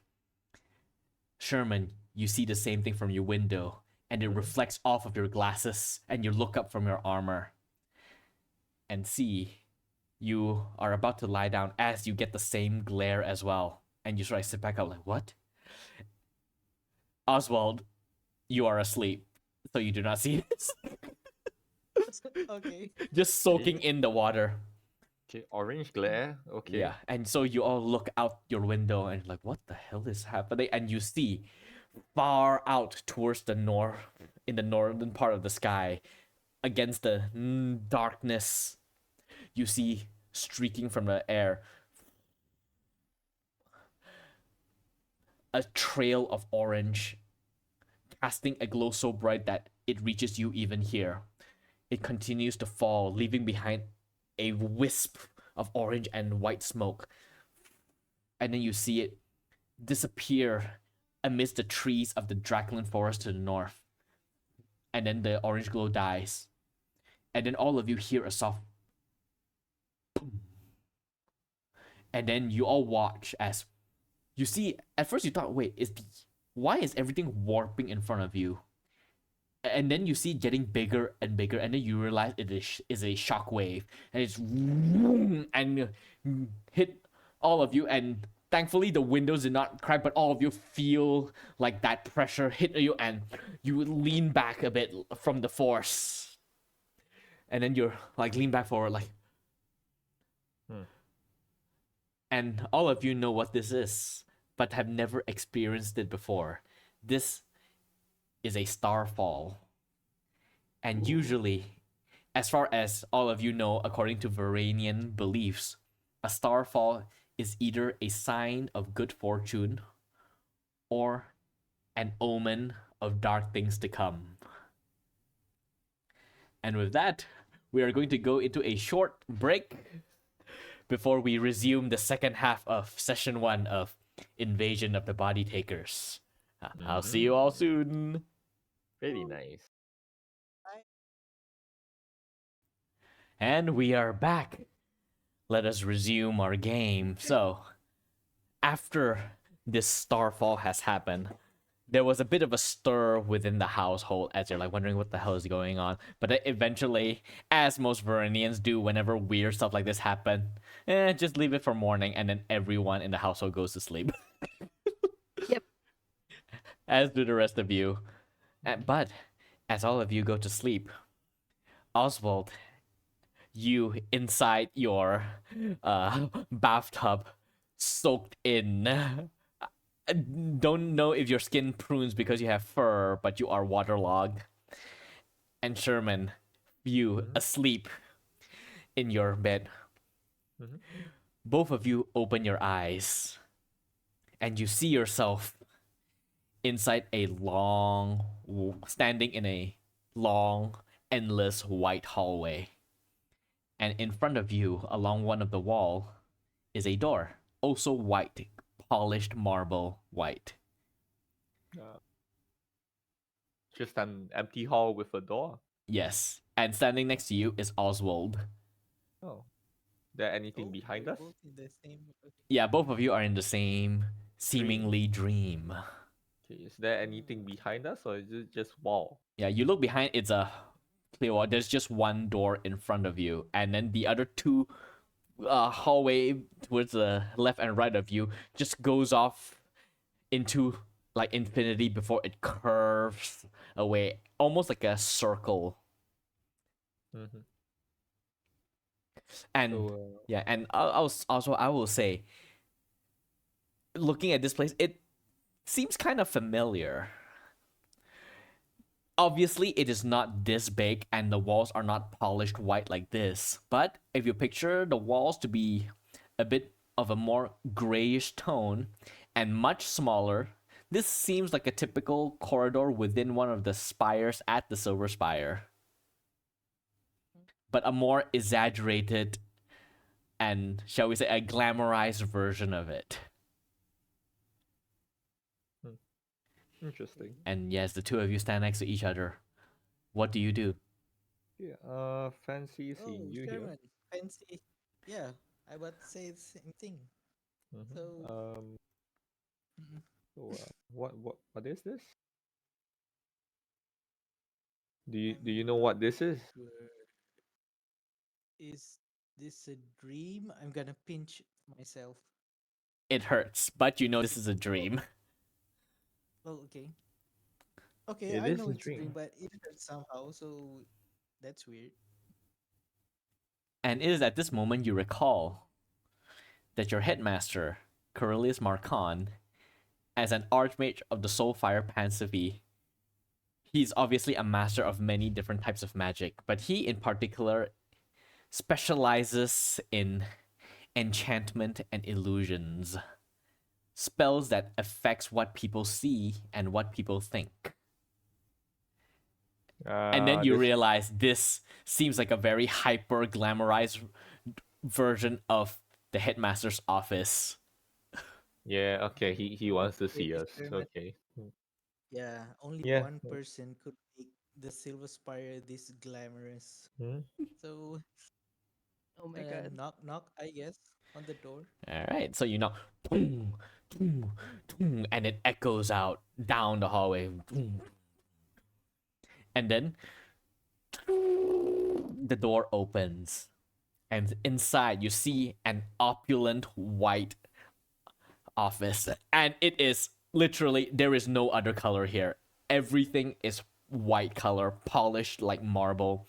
The bookshelves along the walls, the books in those bookshelves, the tables with like vases and various sculptures on it, the rug that covers like the central part of the floor, the lights that hangs from the ceiling, the paintings on the wall. It's just literally think of it as if like it is a walk into like a 3D model, but everything is white and there's no texture. And everything is just a bit too glossy.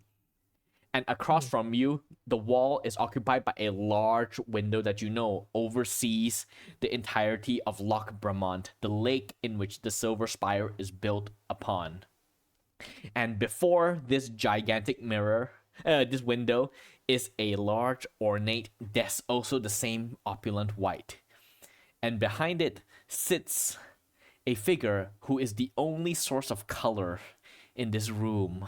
The familiar figure to both of you of Corellius Marcon, this extremely old man, looks to be in like his 90s, face extremely wrinkled, and with jowls hanging along his chin, drooping eyes that is still extremely sharp and sparkles with green.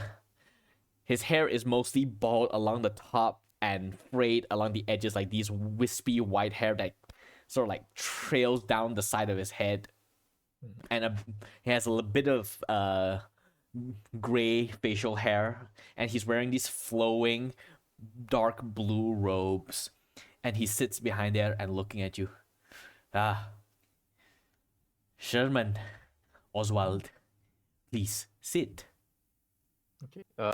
From what we know, is he a very chill dude, or is he like a typical headmaster? He can be chill, but he carries himself very seriously, and he can be very hard when he needs to. Oh, hi, Mark. You take 2d4. It's like, nah, I'm just kidding. And He just waves you off and goes, Oswald is gonna stand up straight, like, "Good evening, headmaster," like they did in primary school. oh no. As you do, Curry, let's go. I don't know how many times I have to tell you this, but you do not have to stand on ceremony anymore. You are no longer my student. I'm sorry, headmaster. It's a habit. Sorry. And then he stands up, and his chair, and it echoes, and he goes, "You must be wondering why I summoned you here." And he circles past the desk. Yes. Yeah. I'm sure that you've experienced the same thing that everyone in Veran experienced. And behind on the window, everything goes dark, and then you realize that it is a night sky. And then you see the same trail of orange that falls from the sky. A starfall. An omen of good things to come, or of disaster. But that is not why we're here. I do not follow superstitions. A starfall is merely a rock from beyond the sky that has fallen onto our world. And usually they carry within them certain objects or things that could be of great value. As the two of you are my agents that are the closest to where it land, I need the two of you to retrieve whatever the starfall left behind and bring it to me.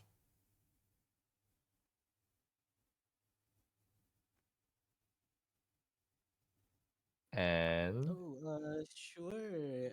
I'm gonna whisper to Sherman. What Starfall? When? Because he's yeah, you almost you asleep, you right? probably So missed he it. doesn't know. You probably fell asleep, but uh, like, are we gonna get something else out of this, or what? Like, Yes, it's a equivalent exchange, right? Like, yes. I scratch your back, you scratch mine. Of course, needless to Mm. say, there will be monetary payment, but the most important part of this starfall is the last time one of this happened, it was over 100 years ago, and it landed near the Wending Wilds.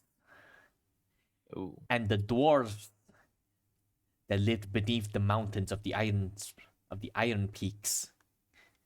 Wait, did I call it the Iron Peaks or the Iron Spike? I forgot my own lore. Iron Peaks. Yes, Iron the Peaks. Iron Peaks. Yeah.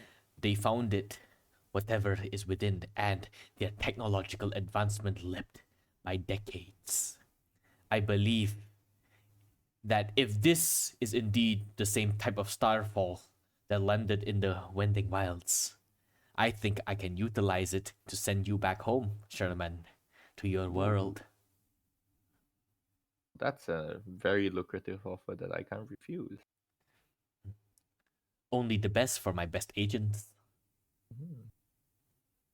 Yeah, you've got yourself a deal. Good. Now, it is imperative that you do not let anyone else claim it. Some of my other colleagues in the Soulfire Pansophy will make a play for it, but they will not make a play for it personally. They will get outside help. They will hire mercenaries, adventurers, such as yourself. One might come by your doorstep. You cannot let them have it. It must come to me. Do you understand? All right, fair enough. You won't use it for, uh, destructive, end the world purposes, right? He laughs. Just to make sure. Everything I do is for the sake of the advancement of humankind in Fandalier, and to protect ourselves from those that would cause us harm, of which there are many. While we're talking, right? Mm-hmm. Hey, you already know, right? I am going to observe. Yes. All right. What are you trying to see? Uh, Total class levels Mm-hmm. and current hit points. Okay. So total class again. I will use challenge rating. Mm-hmm. He is 18. Damn, what? Yeah, he's an archmage, Whoa. and his total hit points is 97. Okay, I'll get that much hit points next level.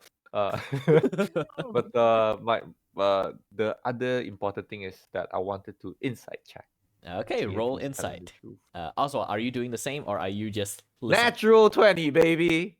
Oh, okay. I will say with your natural 20, he is not lying to you everything that he says. But as you know, words can have multiple meanings. He did not lie a single time throughout his entire conversation. But even you can tell with your natural 20 that you feel that there are innuendos and double meanings to some of the things he says. And you don't quite know what to make of it. It's out of my control anyway. All right, good to know. Great. Then I shall leave you to your sleep. You have a long few days ahead of you. And then he clapped his hand. Right, good. And the door slams behind you, and the two of you wake up. Sherman, Oh. yeah. I'm halfway saying good, good Yeah. night, good. Yep. And then you wake up, night! as you Okay. wake up, and it is morning. And Oswald, when you wake up, you are still in the bathtub, and the water is freezing. Yeah, Oswald is gonna wake up startled, like he gonna gets up frantically and say, "Goodbye, headmaster."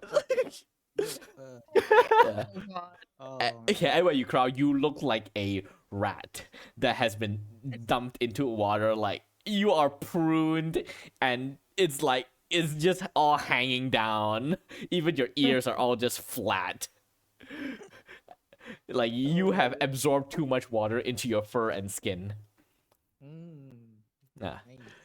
But yes, now it is the new day. The four of you wake up, you leave your chambers, and eventually you all begin to head downstairs back into the dining room for breakfast. And here you see Doran in discussion with the rest of his family. Right on time. Please have a seat. We have prepared breakfast for you. And while we eat, I suppose we can discuss what happened last night. A Starfall, people. Such an event have not happened in over a century. Now this is good. This is an opportunity for us because the more magically inclined folks of Vandalier, they are very interested in things like this, like these Starfall, these natural phenomena that have hints of mysticism to it. And they usually, because they are so busy with their side projects or whatever it is that archmages are busy with in their day-to-day lives, they come to people like us in order to retrieve things like that, and they usually pay very well. So all we have to do, and then he lags. How do we get the attention of an archmage? I mean, there are only two in Veran. And then he sort of like thinks for a bit. I mean, I suppose we. Yes, you were saying something? We could get it for Mr. Marcon. Oh, all right. Yes. So you mentioned that you are close with him. Yes. Perhaps we can take our own initiative, go up to where the Starfall landed, and acquire it for Marcon. We presented it to him, and perhaps he can give us payment, and in doing so, we will have our name spread throughout Vandalir. Yes, yes, that could work. Sounds about right. Yeah. And as he's like, so, okay, so here's what we're gonna do. And at that moment, yes, someone knocks on the front door. Who could it be at this hour? Did they not stop at the gate? Is the gate even useful? And then he leaves. One moment, and then he's gonna walk off and head out towards the front door. And you hear the door open. Yes, can I help you? And then from the other side, you hear a woman's voice go, "This is the headquarters of Doran's Brigade." And then Doran's like, yes, yes, I mean, yes, come on in. Please have a seat. We're just finishing up on breakfast. And steps in, and then you hear footsteps. 2 footsteps head towards the dining room that you're all in, and you see Doran arrive with a human woman with who looks to be in her mid-60s, lines at the corner of her green eyes, red hair that's pulled into a ponytail, and she's wearing this simple travel outfit with a cloak that is pulled up, and she wears a glove over her right hand. And you can see that there are hints of like dark red tattoo peeking out from the edge of her collar. And you can see on her left hand, which is ungloved, there is a purple gem. There's a ring with a purple gem on it in her middle finger. And as she sort of lifts up to look at all of you at the dining table, you see her features are not Veranian. It is Thridorian. And the moment you see that for a second, you're like, why? How in the world is a Thridorian person here? Because Thridor, the Tridor Empire is a nation up to the north, and they are the ones who, way back during the Age of Destruction, invaded and conquered Fandalir and basically enslaved everyone. But they were eventually pushed back by Veran, the Queen of Hounds, which is the woman whose name your nation is named after. So to have a Thridorian here in Veran is very strange. Then you remember, there is one well-known Veranian woman living in Veran, and that is Isilra, which is another one of the archmages of the Soulfire Pansophy, one of only 2 archmages living in Veran, of the 12 that makes up the Pansophy. And as she walks up, I trust I'm not interrupting. And then Doran's like, oh, no, of course not. Please, sit. Why are you here? As he sort of takes the place, and Isilra remains standing. And then she looks over all of you and goes, I'm sure all of you saw what happened last night. The light from the sky. And then Doran's like, yes, I would like to hire you, Doran, and your brigade to go retrieve the Starfall for me. I will pay handsomely for this. And then Doran's like, oh. And Doran looks like he's about to just instantly go, yes. But then Cormac, his husband, just goes, nope. He just puts a hand on his shoulder to calm down. And then Cormac goes, how much? And then Isilra says, and then Isilra looks over everyone again. I am willing to pay 8,000 gold piece up front and another 4,000 for the retrieval and delivery of whatever it is at the Starfall. Is that amiable? Doran's like, yes, of course. I'm sorry. He turns to the 4 of you. Would this be amiable for the 4 of you as well?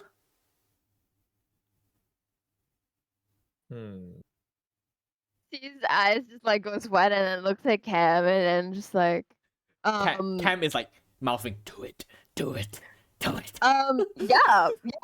we're good with that.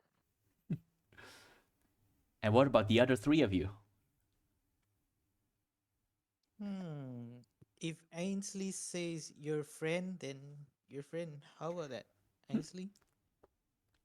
Is she friend? Is they friend? Can I do an insight check? All right, roll an insight check on Isilra. Okay. Can I Oh also my do god. Yeah, go ahead. Oh, damn. It's a natural Oh. one. Balance in all things. Damn. And Ainsley? I look at us. Yes, Fred. I nod at him. Yeah. Yeah, you just look at the bright purple jewel she has on her ring and say, yes, friend. Do I know like her background, as in like what her aims are, what her, you know, Hmm. what's her goal, that kind of thing. Based on your limited time Yes, based on on my limited time yeah. here, and also Yeah. Cui Sui from Uh, the other archmage. okay, Corellius does not think highly of Isura. He Okay. thinks that she is squandering her talents focusing on things that doesn't matter. Which are? So basically, her focus is less on because like Corellis and most of the other Pansophy, as far as you can tell, they are Mhm. mostly focused on advancing magic, pushing the boundaries of what they can do. Mhm. Isura doesn't do that. She doesn't go out of her way to like invent new magic items or create new spells. Instead, she focuses on honing her own magic in order to see how it can benefit people. Instead of, she doesn't take risk. She takes what is already there and polish it to make it better. While someone like Corellius, they like to take risk Interesting. and tries to break. Corellius is the kind of he's basically the kind of scientist that goes, in order to make advancement, you must break a few rules. While Asira abides by the rules almost vehemently. And so that is where sort of like a mutual rivalry from Asira's part based on what you've heard, but Corellius just doesn't like her. Sorry, I have to do this. It's just yeah. All right. Total class levels and current hit points, please. Okay. Class level for her is 22. Oh, And she's CR. Yeah. CR 22. Yes. Damn. And then Okay. her hit point is 117. Damn. Okay.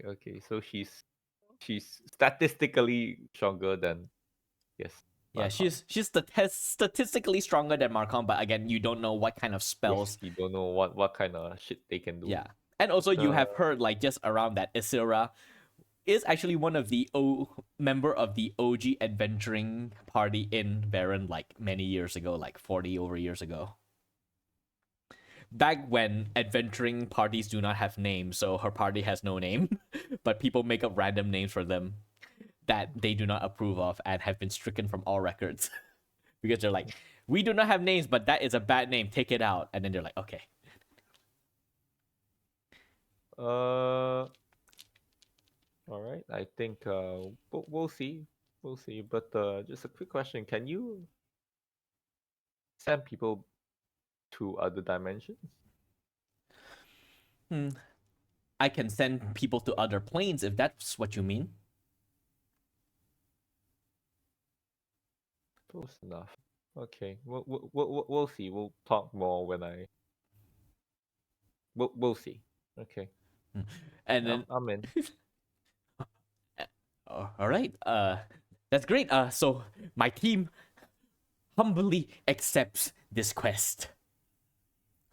And then Isra goes, good.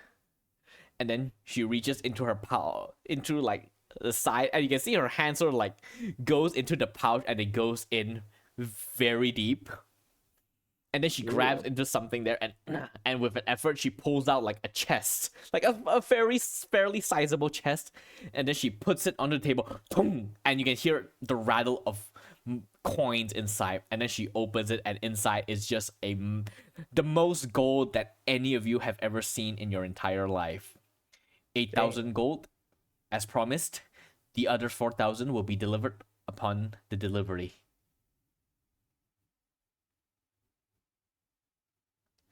Impressive. Very impressive amount of gold. Yeah. Of course, whatever this Starfall carries, whether it brought anything with it or not, it is of utmost importance that it does not fall into the wrong hands. There are many out there that would choose to abuse the kind of artifacts and power that comes from the Starfall, as art history has proven. Well, what might you use it for, if I may ask? I intend to study it and to determine what it can do. If it can be of use, I will use it. If I deem it to be too dangerous, I will dispose of it. And if it is too dangerous to be destroyed, I will contain it and make sure no one can use it for harm or any other Insight, purposes. Jack. Roll This insight. person seems too good to be true. I also want to insight. This Alright. person seems too good to be true. All right. With your 10, she's hard to read. These magic types, their mind operates on a different level from you, and you just can't really Yeah. tell. Wait, hold on. I'm also rolling. Calculate. 19 insight. Okay. She seems to be telling the truth as far as you can tell. Okay. Okay. But again, archmages like them, they're hard to read. But you're like, maybe. Yeah. She's just like nodding a little bit, just like mm-hmm.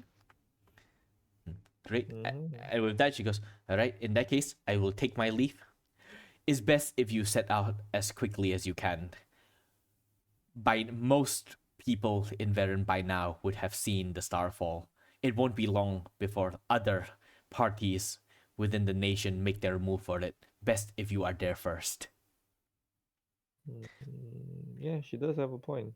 And with that, she sort of like inclines her head, and then she's gonna walk out of the house. And as she sort of like exits the dining room, you hear herself, and then she's gone. And in that pin, before she gets out, like in a maybe 30 feet away from us, can I do this spell, detect thoughts, on what her surface thoughts are? Oh, are you doing this stealthily? Make a stealth check. Stealth check. Stealthily. Not so good. I no. rolled a natural 20. Jesus, okay. Oh my okay. god.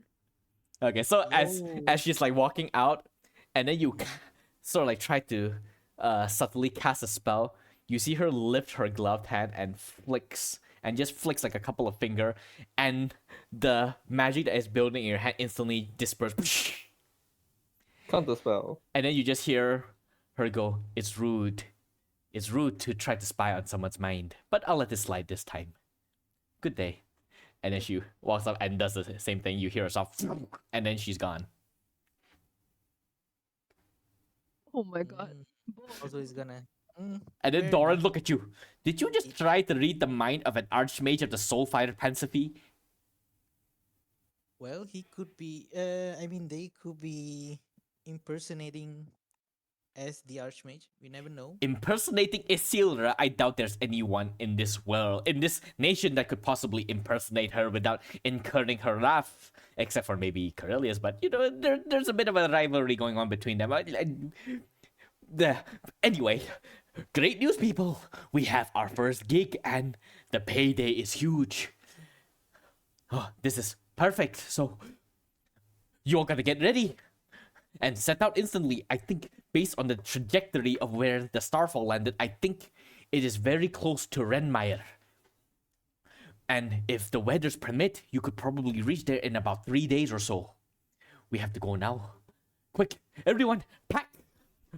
And then he starts scrambling around and start making preparations. They're like basically grabbing rations for all of you, like getting you like a stick or a cloak for you. And during this hustle bustle of preparation, is there anything the four of you would like to do before you all are ushered out of the door onto your first quest as members of Doran's Brigade?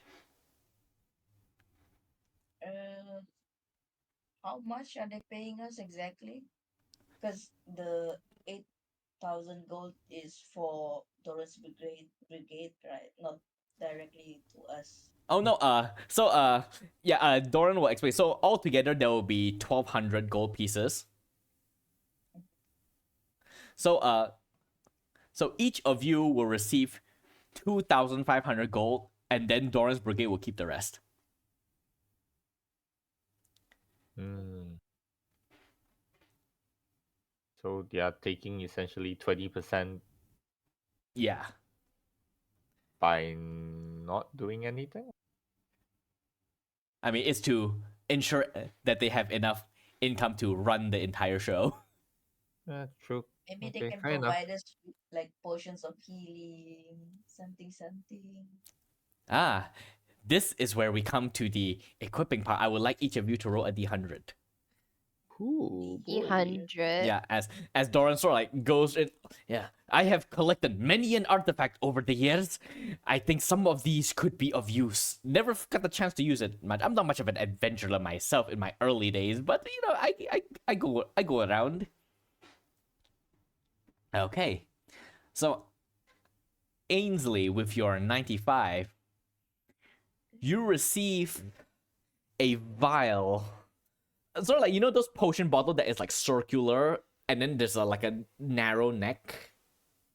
Yeah, you get a bottle of that, and the liquid inside is like black color. And he gives you, it says, this is an oil of sharpness. Apply it to your blade to ensure that it cuts extra deep. And what it does is that you can spend an action to apply this oil to one of your weapon, and until your next long rest, your crit is 19 and 20 instead of 20. Damn. Oh. Okay. Yeah, okay. you rolled 95, which is pretty good. Yeah. And Sherman, for you, he pulls out a triangular vial that is like 8 octagonal sided, and inside the liquid is silver. And the glass itself is white color. And he says, I acquired this off of a merchant from Najara. They don't come by here often. And he gives it to you, and he gives this, if I remember, she calls it a potion of haste. Ooh. And basically what it does is that once you drink it, you are considered to be under the effects of the haste spell. You consume it as a bonus. All potion consumption is a bonus action in my game. Oh. Yes, but this means that enemies will also be able to do the same thing. But the only difference between this potion of haste to the actual spell, because the spell lasts 1 minute, this one lasts a number of turns equal to 1d4 plus 1 that you roll as you drink it. Oh, okay. But the upside is it is not concentration. Because the haste spell is concentration. If you drink this potion, it is not considered concentration. The downside is it doesn't last as the full 1 minute. Interesting. Yeah, so that's the trade-off. And for you, C, with your 21, he gives you a vial. This is a simple stoppered vial, like the test, sort of like a test tube. Oh yeah, yes. Yeah, and the liquid inside is like yellowish. It, from a certain angle, it kind of looks like chrysanthemum teeth, or another angle, it kind of looks like piss. I think chrysanthemum tea was a nicer description of it. No, I'm gonna pretend you didn't say the piss part, and I'm just gonna pretend it's the chrysanthemum tea. Okay, I am so sorry. Now this one, I don't really know what it does, so experiment with that. He gives it to you. Just note a mystery potion in your inventory, and he said, but the important thing is, do not drink that. Do not. Or you drink it. I don't remember. Experiment. Okay. Try not to die. Yeah. Oh. It shouldn't kill you. It should not. Okay. But be careful. But it should be fine. Yeah. Oh, okay. Good luck. Okay, thank you. Thank you. And now he goes to you, Oswald. And he takes out, instead of a vial like the others, he takes out almost like a brown leather bag. It looks like a water skin, but a much smaller one, about the size of your hand from your wrist up to your middle finger. And he hands it to you, and he goes, "This was given to me by an old friend of mine who's a wizard from Makari. Don't know if he's still alive, but he made this and gave it to me. I don't know why, because I am not a spellcaster, but it should benefit you. It basically gives you more arcane power. And so this is an elixir of arcane cultivation. If you drink this potion as a bonus action, you will gain 1 spell slot. Ooh. And this is not you recover 1 spell. So you currently have 4 first level spell slots, right? Mm-hmm. If you drink this elixir of arcane cultivation, you will have 5 spell slots until your long rest. Oh, okay. Yes. So you can either drink it to have 5 spell slots prepared, or you can drink it in the middle of combat to get a first level spell slot back. Mm. Yes, but this is what he gave all of you. Can I like inspect it and try to see if I know what it is? Maybe Roll an Arcana check. Arcana. Okay, I got chops in Arcana. Let's hope it. Let's hope it works. Oh my god, I'm dropping. Hold on. Okay. Oh, that's not a very nice roll. That's a 12. It looks like That's a 12. It looks like a vial of yellow liquid. Okay, thank you very much. That was very helpful. The floor is made out of floor. Yes, that is a window. We are Thank breathing you very much. air. Oh, yeah, yeah. We walk upon the land. Okay, I'm sorry. I'll stop. But yes, this is what you are all given by Doran. And then he goes, "Well, that's about all I can do for you. I wish I could come with you, but the family, they said that apparently as a leader, I have to stay behind and manage everything. All of the back-end stuff, like the accountings and stuff, they are dreadfully boring, but I have to do it because I put myself as the leader. So I must rely on the 4 of you to complete this quest for Doran's Brigade and make yourself renowned throughout Veran and later the world. Go forth!" And he does like a dramatic hand flail that doesn't really work. And there was like an awkward silence. And then you all just turn around and just kind of shuffle away All right. awkwardly. God. Eventually, you all arrive at the front gate to Doran's estate, and then you remember, oh wait, I gotta push it open, and so the 4 of you push the door open, and then push it shut again, and you all set off on your journey upward north towards Renmire, which is where Doran said that the Starfall landed, fairly close. Now, this journey is gonna take you about 3 to 4 days. I would like one of you to roll a survival check for me to see how that 4 days go. I'm not gonna make you roll for every single day. This is just a general check to see if you are hassled or delayed in any way, because the number of days that pass will affect the state of Renmire once you arrive. Oh, Right. I- So who has good survival I stats? could do it. I am trained in it. How much you got? 4. Oh, this is. Oh, okay. Yeah, sure. Oh, plus Okay. 4 is not bad. Yeah. But if I roll a 9, 9 plus 4 is a 13. Okay. All right. So with a 13, you navigate now. Most of the terrain that you walk across is just like vast open fields of grass and plains, rolling hills, and the like. A lot of Veran, you realize when it's not covered in like dense forest, it's just open plains full of like, and you see like croppings of like farmsteads and freeholds throughout the area. Mhm. And occasionally you can see like a copse of trees, a bit of rocky hills that probably have quarries beneath it for mining purposes. And the first couple of days pass without much going on. The 4 of you, I'm guessing, swap stories as you walk to like ward off boredom as you just travel. And Yes. and the further north you go, you can see like some of the farmsteads begin transitioning to a more different type of farms. That these, you know, are known as what they call ring forts. They are basically mounds, tiered mounds. Think of it as like, you know, cakes that are layered on top of each other, but the one on top is like smaller than the one below. Mm-hmm. But this is instead a home for like a family. With the lower tier, you go in, then you'll get like a sort of like a narrow strip of land that goes in a circle before stairs leads up to the second tier, up to the third tier, with the highest tier being a hollowed out dirt mound that is reinforced with wood on the inside to form like the main home. And each of these tiers inside, they can fit like miniature farms and pastures inside.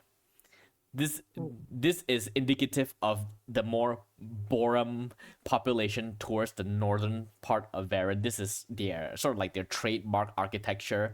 It's not that defendable when a siege happens, but it is very difficult to break into a house like that because, you know, it's sloped, and even if you are able to break in and escape, people will notice because you're gonna have to scrape against the side of all of the dirt. Mm-hmm. So like just this single like large, like maybe about at the widest like about 60 feet, can hold like an entire family and have their own ecosystem inside with farms and pastures and chicken coop, and they can just basically survive inside there.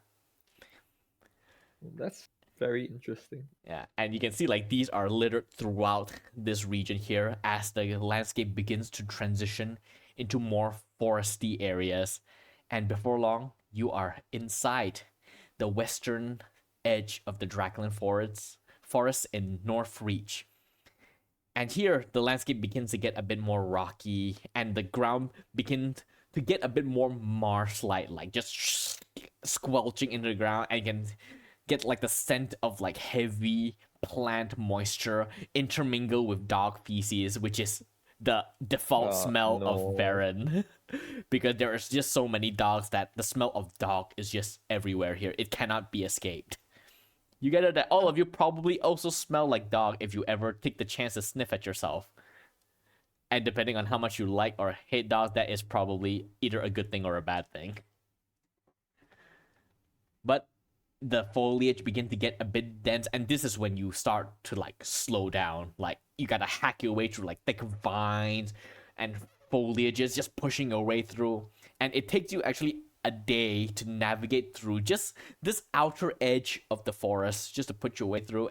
But eventually you stumble upon a jungle trail that you begin to follow, and here the path begins to get a bit smoother. And at the start of your fourth day, you begin to crest along one large slope, and as you go down, you can peek between the trunks in front of you the beginnings of civilization. I would say this is about like afternoon, maybe like 3 o'clock. And so you head a bit closer, and eventually you see ahead of you the small village of Renmire, tucked between the looming trees of the Drackland forest and the murky, brackish water of Lethan Gorge, which is sort of like this large lake whose water is just like it's the kind of lake that looks as if it's oil, but it's probably just water, and it's just there's a lot of like plant life Murky inside water. it. Yeah, very murky and brackish. And the ground here again constantly wet and mushy, squelching water and mud. And as you get close, you can see like the houses here are built on stilts to keep it above the water damage of the damp earth. Or for like some of the more like communal structures, or those more well-maintained ones, they have like stone bases to keep it from sinking. Basically, they just dig all the stone deep into the ground to keep it firm so that it doesn't slide. And pathways into Renmire are formed by large stones that are like filed flat at the top and then just jammed into the ground to form like this rudimentary path to this extremely dour and damp village. And yes, you are all now at Renmire, and you can see there are like a couple of like villagers just walking about minding their own business. You can see some of them like manning like stalls that sells like produces here and there, or like dried venison most of the area, like the top part are like, those stalls, they usually have like those shades, right? The ones here are made out of like moss and vines that are like lashed together. There's a lot of the buildings here are like just covered in moss that's just creeping along the edge. A lot of the wood are like soaked through and waterlogged. It looks like a very wet place to live in. Mhm. But yes, you are at Renmire. What is your first course of action?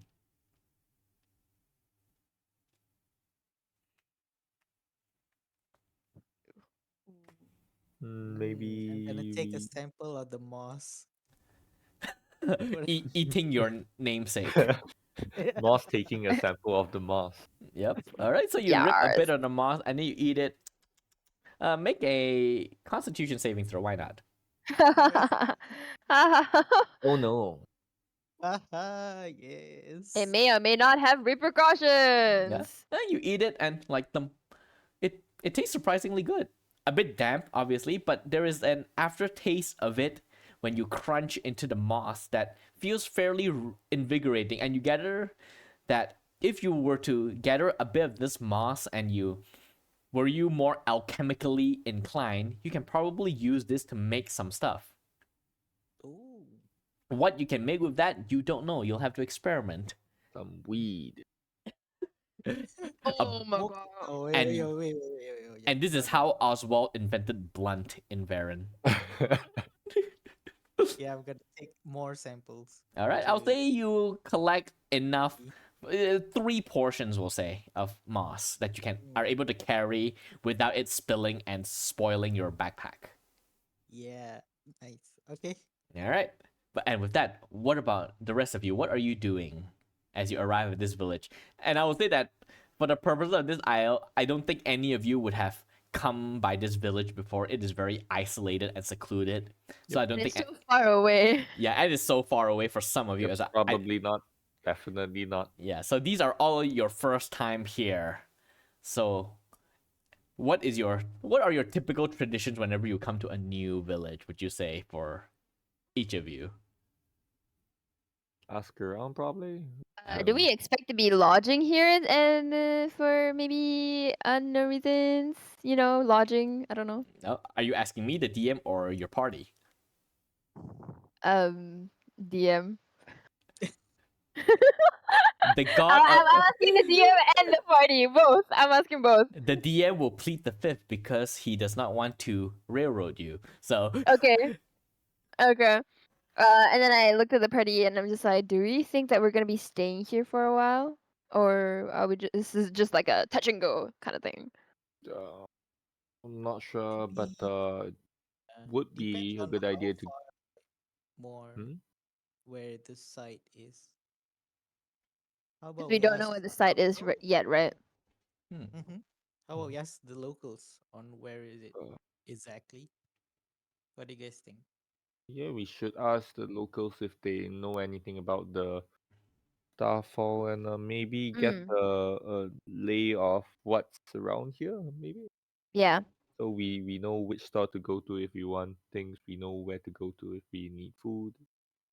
Yeah, I was thinking of asking around for like places to eat and places to like for lodging and stuff like that. okay, so for the purpose of this, I would like 2 of you to roll persuasion check for me. Who? Who? 2 of you. Oh, just any two of us. Yes. Okay. Okay. Question is, do I have? Oh, I do have kind of good persuasion. I remember. I do have kind of good persuasion. Okay, I'll roll. One more person, right? Yes. And who would the second person be? Mm, I have a 0, so. Oh no. I am bad at persuading people. 0. I got a 17. All right. So I guess Ooh. that leaves Oswald to roll the second persuasion. I got a +6 to persuasion. Damn. So Yeah. I'm a bard. I need to convince people I can perform in their taverns. I'm just like, please, I need this gig. Oh no. It's the Oswald. All right, we're leaving the two starving college students to roll the persuasion. Yeah, they're better at persuading. Okay, yes, Oswald, roll persuasion. Also rolling persuasion. Oswaldo. Oswarudo. Hey, Eduardo. that's kind of Hey, okay. Oh, yo. not bad. Whoa, All right. whoa, +0. Whoa. Okay, so Plus zero. you asked around, and yeah, you talked to like a couple of the villagers here, and despite their dour face and stern expression, they are fairly friendly when you approach them and talk. And you gathered, and as usual, I take in that all of them indeed felt the crash of the Starfall. And as they mentioned that, you notice that some of the buildings here actually do have like a bit of like structural damage. You can see like some of the wood are splintered, the rock foundation, the stone foundation is cracked a bit. Some of the houses are like slanted, sort of like angled away from where you assume the direction of the Starfall happened. And then a couple of them sort of said, "Oh well, if you would like to know more about this, it's best if you talk to our watchmaster, Karinda Tostin. You can find her at the watchmaster's office, which is just down the road over there." And then you sort of ask around and you said like, hey, get a lay of the land. And then a couple of them says that if you want, there is only a single inn inside Renmire, which is called the Sour Ale. Which is actually, wait, I just realized I did a simple map of Renmire. Let me move you all there. Hoo-ha! Whoa. Oh, I mean, I did not make this. I used a website to generate this. It's like a town No, no, generator. no. But yeah, this is roughly what it looks like. And then he mentions you can go to the Sour Ale, which is the only inn in town. Fairly cheap. You can eat there as well. And it costs like 2 silver per night, 3 silver per night if you want food as well, provided. And then there's also the Watchmaster's office. And there is a herbalist in town by the name of Ellen, who is the only doctor in town if you ever need like treatment or things like that. And then they also have a bastion, which is a temple that is dedicated to Veran, your namesake, and also one aspect of the Tralaxin, which is the god that is worshipped in Fandalier mostly, which translates to the three that is one. The bastion in particular is by a cult called the Veranite, where they, instead of worshipping the Tralaxin as a whole, they only worship Veran, the Queen of Hounds. And so the bastion, which is their temple, is sort of like structured like a stronghold. And so this is like just one of the few cults of the Tralaxin that exists in Renmire, but there is one here. So yeah, those are the three locations of interest that you can visit. The Sour Ale if you want a room, the Renmire Bastion if you would like to seek out religious help, or to the Watchmaster's office where you can talk to the Watchmaster, which is the leader of the Houndsguard garrison in Renmire, who also serves as the acting mayor of this town because this village is too small to have an actual mayor, so the Watchmaster doubles as one as well. Okay. But yes, with this information, what do you all want to do? Right now it's around like afternoonish, Yeah, right? yeah, around like I would say by this point it's like 2:30 after you just walk around and ask. Yeah. Okay. What do you guys think? Maybe we head to the Watchmasters.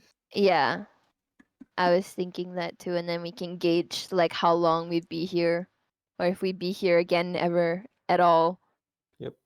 Or it'll just be, or we'll just be led to where it is, and then we can finish things up real quick. All Yep. right. So so what do you think, Ainsley? You okay?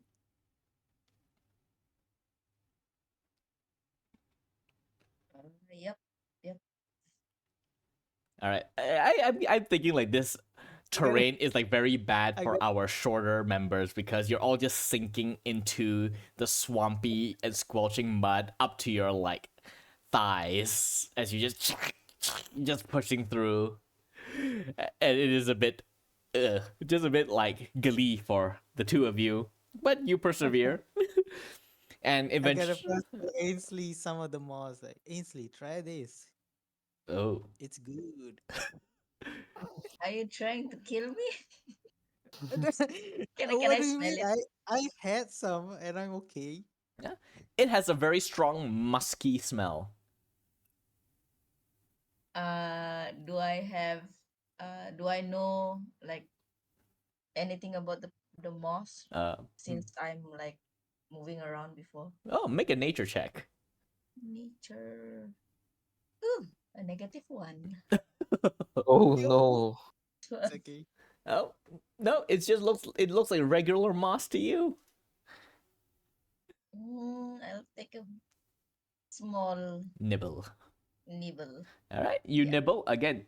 It crunches a bit, and when you crunch into it, there's an explosion of like this very watery and like soothing taste to it, and you're like, huh, interesting. And even though with your 12 nature, you don't really know what it can be used for, you gather that it has some medicinal properties if brewed right.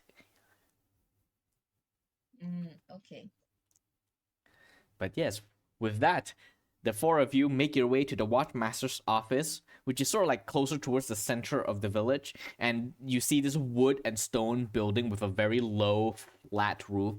And there are 3 steps that leads to the front door where a lantern hangs on a rusted hinge. And there is a banner of the Hound's Guard, which is this white side profile of a howling wolf's head against a dark blue background hanging on the other side.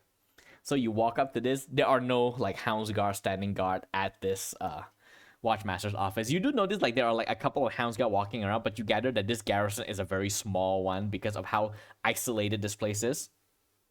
You push your way in, and inside the space is very Spartan. There's like a common room, which makes up the entirety of the space, with a table in the middle ringed by chairs. There are weapon and armor racks towards one wall, and then there are 2 doors on the other wall that you gather leads into like offices, probably for the watchmaster and the second in command, the watch captain. And as you enter, you can see that there are like about 2 hounds guards sitting at the table over there, just like sort of like chit chatting. And as you enter, one of them looks at you and goes, "Oh, what is your business here?"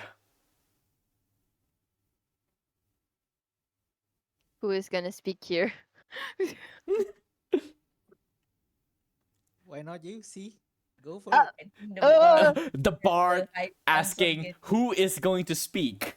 Yes. uh, and okay, okay, and then I just look around. I'm just like, Cam shoves you okay, I forward. get. Yeah. Okay. Hi. So we're here because we there was like a disturbance, like something came around this area, and we were just curious, and we were wondering if you knew where that was, and And yeah. and this person like this Borum woman sort of like frowns a bit, looks at her partner, which is this elven hounds guard sitting there, very androgynous appearance sitting there. They share a look and turns back towards you and goes, "You're here about the Starfall. What are you, mercenaries or treasure hunters or something?" Oh no. And then I just like I just like show her my instruments. I'm just like, we're just adventurers. Oh, I one of those type. Didn't expect it to catch on. Let me fetch the watchmaster for you. She'll know what to say. And Okay. and she walks towards the left hand door on the other side of the wall and knocks on the door and goes, "Watchmaster, someone here for you." And after a while, the door opens and out steps this dwarven woman, very stocky build with red hair that is tied into a braid down her back, very strong jawline and hazel eyes, and has similarly colored goatee that extends from her chin. And she's clad in like this heavy plate armor, and she walks out and goes, "What is it?" And turns, and walks up towards you. "Yes, can I help you?" Hey, we're here about the Starfall. Me and my fellow adventurers here are just kind of curious if you knew where that was, so that we could. And she sort of lets out well, that didn't take long at all. So what? Who hired you? Uh, I look to the Oh, your Oh, your suppression is sound eating your suppression voice. is killing out your voice. Hello, hello. again. Uh, Can you hear me? yeah, Yes. Okay. Okay, I need to not speak like too excitedly. My bad. I think if you pull your mic like a bit further from your mouth, it should reduce the suppression. Oh, hello. Will Okay. it? Oh yeah, this sounds a bit Yep. better actually. Okay, cool. So then I'll keep this distance. Mm. I'll look at the other members and I just kind of like my eyes are just like, okay, what do I do?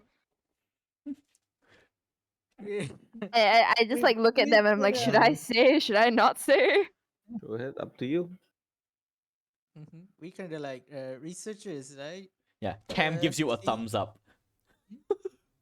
Um, we're here for research. Technically No, not lying. So Uh, and she looks at you, arches an eyebrow, sort of strokes her beard for a bit. You don't look the research type, but what do I know? The world's changing. Don't really know how it is these days. So, what would you like to know? The location maybe like where it is because we're just like trying to gather intel and see where we can find it and if there's anything that if there's any help that we can get. Yeah. As you said, she's sort of like, hell if I know. When the Starfall happened, I sent my watch captain Jack out with 2 other Hounds Guard in order to investigate. They have not returned. Oh. Or rather, only one of them returned. Oh. So this was What's their name? okay. Lattice and Colm. I sent them out a couple of hours after the Starfall happened, and when they vanished, I barred any of the other villagers from heading into the forest. But because one of them, because Watch Captain Jack's father, Bradwin, he's a, shall we say, a strong-headed type and decided to disobey me and brought a group of the others that he was. Premium. Well, we wouldn't say premium, like a group of the other hunters. High quality product. Yes. That is a very weird way to talk about your fellow citizens. But anyway, he led a group of the other hunters out in order to track them down, and oh god, I lost track of where my notes are. And they stumbled upon some difficulties. Only a couple of them came back with coal. Oh. And 2 of the people that he brought out with him, Peter and Carol, they were killed apparently. They said that there were these like shambling mounds of bushes. I don't know. Never heard of. I've heard of these kind of things down south in the Winding Wilds, but never up in the Drackland Forest. So that one was a bit strange.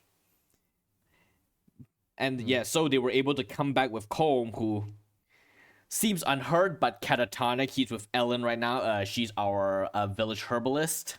She's looking after him. And then yesterday, Lettuce and Watch Captain Jack, they showed up saying that they got lost. And from the look in their eyes, I felt that they probably took a fall from a high place or something. So I put them with Ellen as well to have them looked at.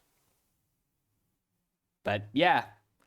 So currently I have 3 people catatonic and 2 missing, probably dead. And we still do not know where the Starfall is, but it is somewhere north of here.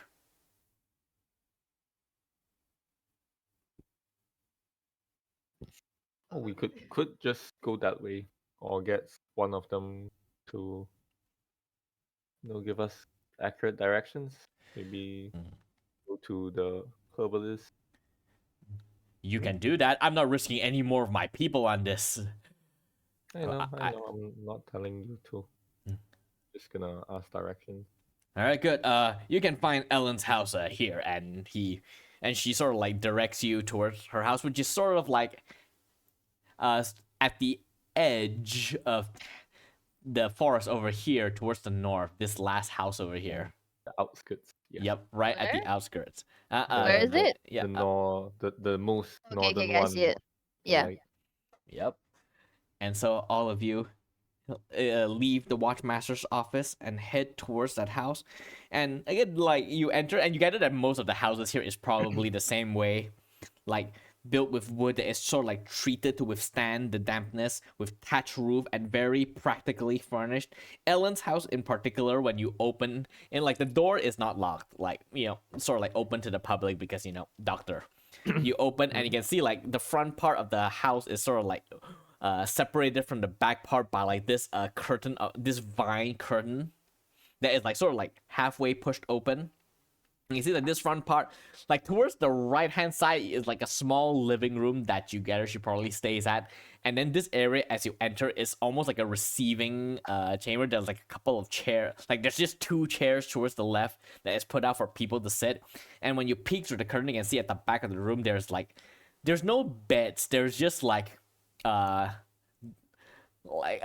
rolls that is just put on the floor. And you can see, and there's also like a couple of chairs sporadically. And here you can see that there are a couple of people. 2 of them are like lying in the bed, and then one of them is like sitting on a chair. And then standing in front, you see this elven woman, looks to be in her 30s, but as you know, elves, their age can be deceiving. A heart-shaped face, very lithe, and has like this red hair that is like pulled back. And she smells of herbs as you enter, like wearing this very simple scrubs. And as she hears you enter, just give me a moment. And then she sort of like finished up her checkup on this man that looks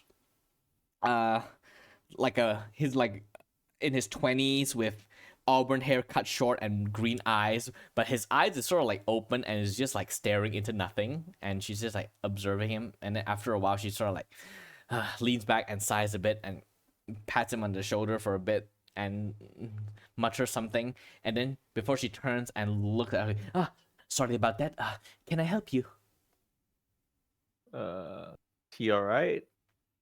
Oh, as far as I can tell, he seems fine physically, though I can't really account for his mental state.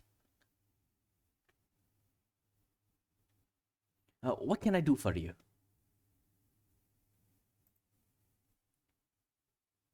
Why Oh. are we here again? I forgot. No. We gotta ask. So, do you know what's his name again? Uh, The watch captain, is it?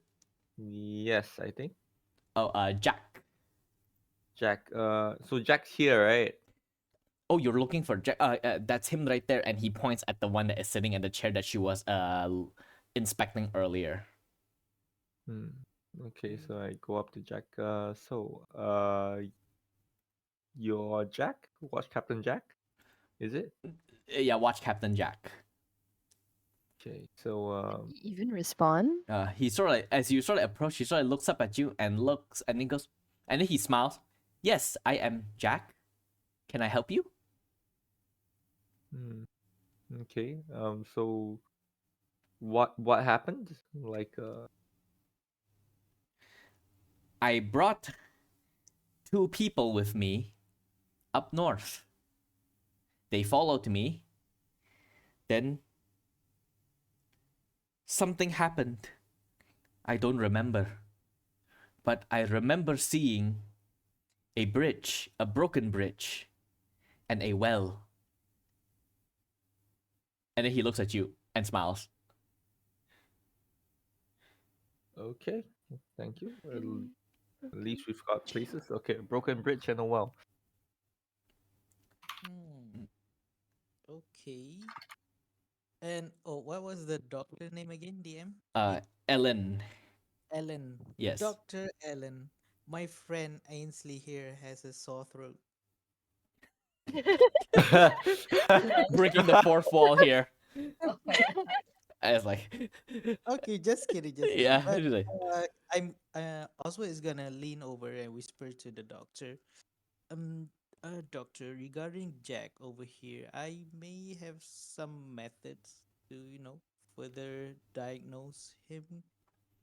I mean, Would that be okay? you can try. I've exhausted all possible solutions. I don't know what's wrong with him. It would be good to have a second opinion. See. All right. Okay, Sir Jack, can you close your eyes for a while? And also, it's gonna cast detect thoughts on him. All right. Of course. And he closes his eyes, and you cast detect thoughts. Mm-mm. Are you diving deep into his head, or are you just reading surface thoughts?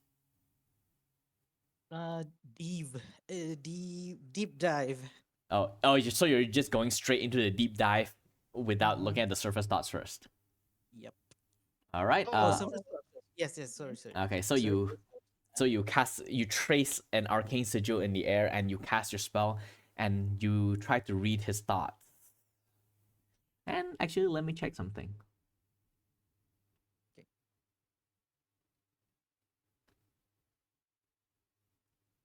Can I tell what Oz is doing? Yeah, you can, because you're a fellow arcane student. Okay. I think I'm gonna just like clarify to Jack what's happening here. I think Okay.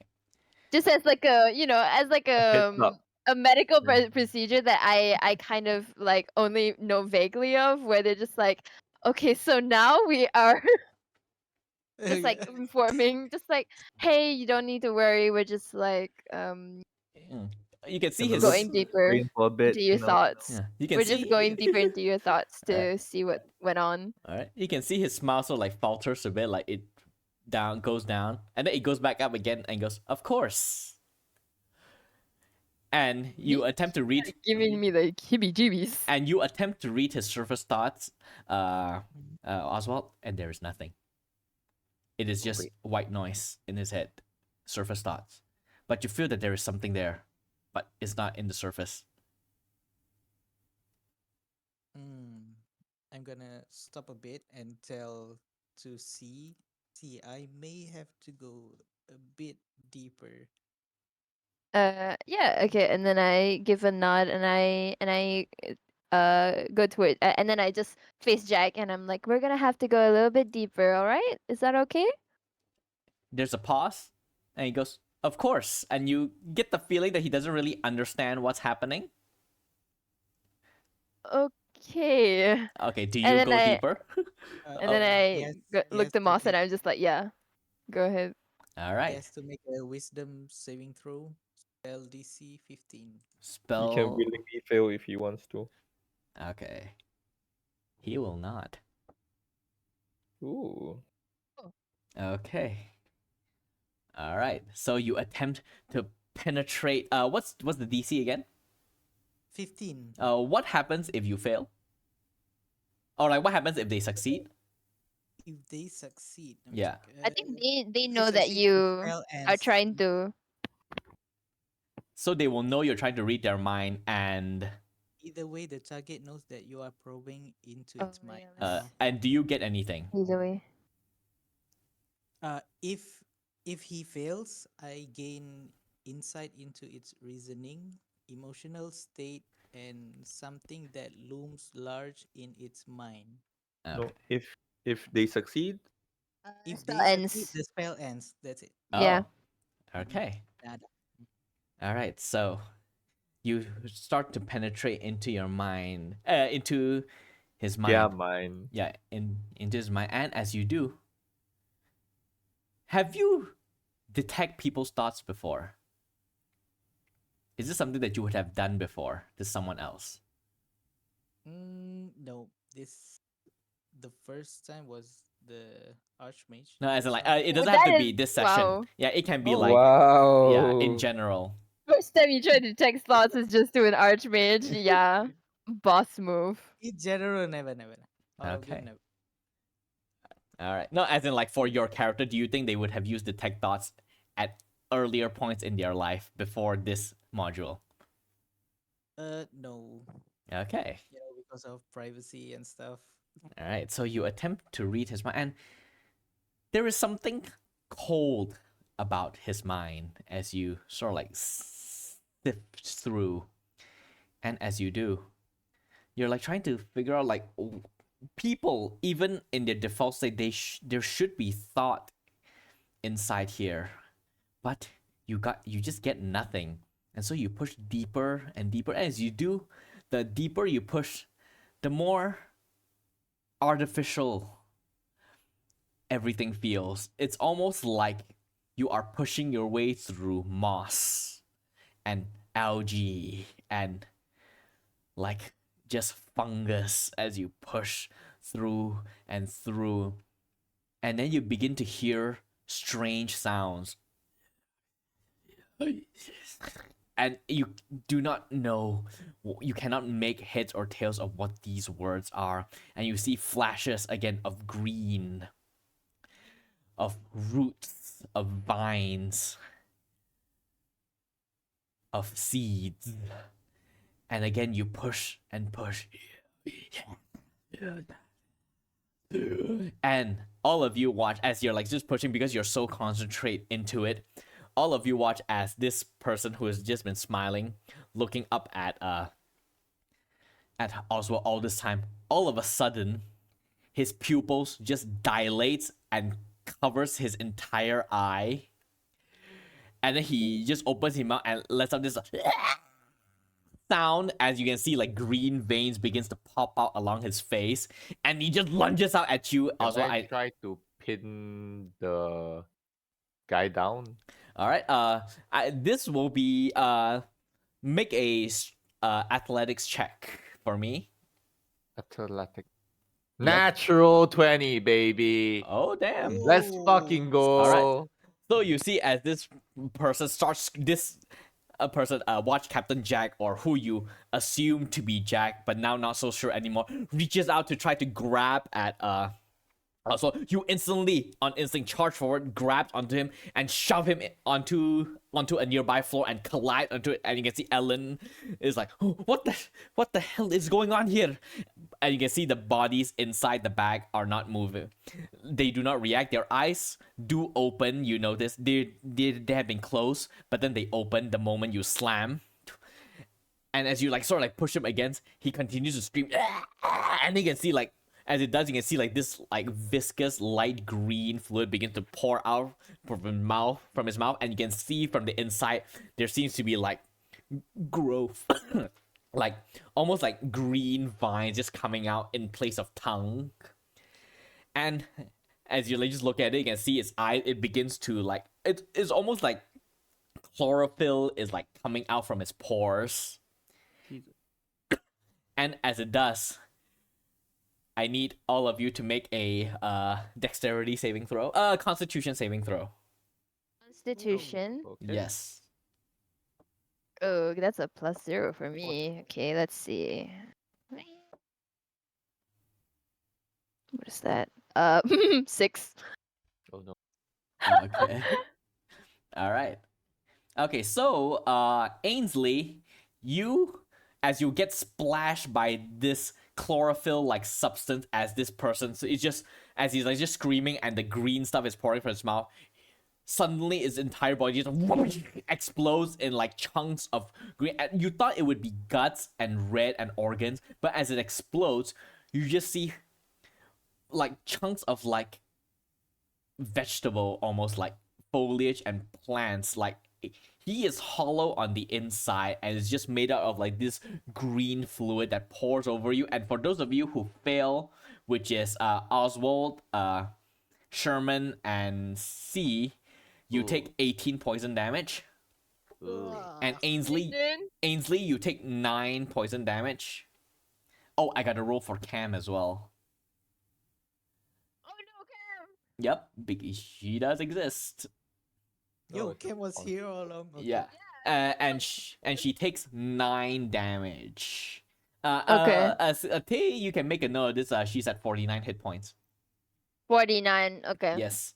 And she explodes, just chunks going. You can see like it's when it splats underwater, it literally looks like, you know, when you grab like what's that thing called? Like, you know, you take like cabbage and then you mush it in with like liquid and then you just throw it on the wall, and it's like it's sludge, green like vegetable sludge just explode all over everything.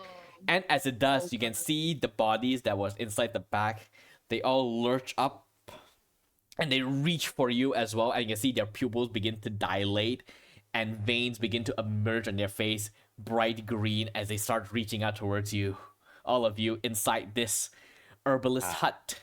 And that is where we're gonna end session 1 hey. of Invasion of the Bodytakers. Oh, yeah. Nice. All right. Thank you all for joining us, for playing, and for those of you who are watching, hope you enjoy. I will see you all next time. Bye. Thank you. Bye, Bye bye. everyone.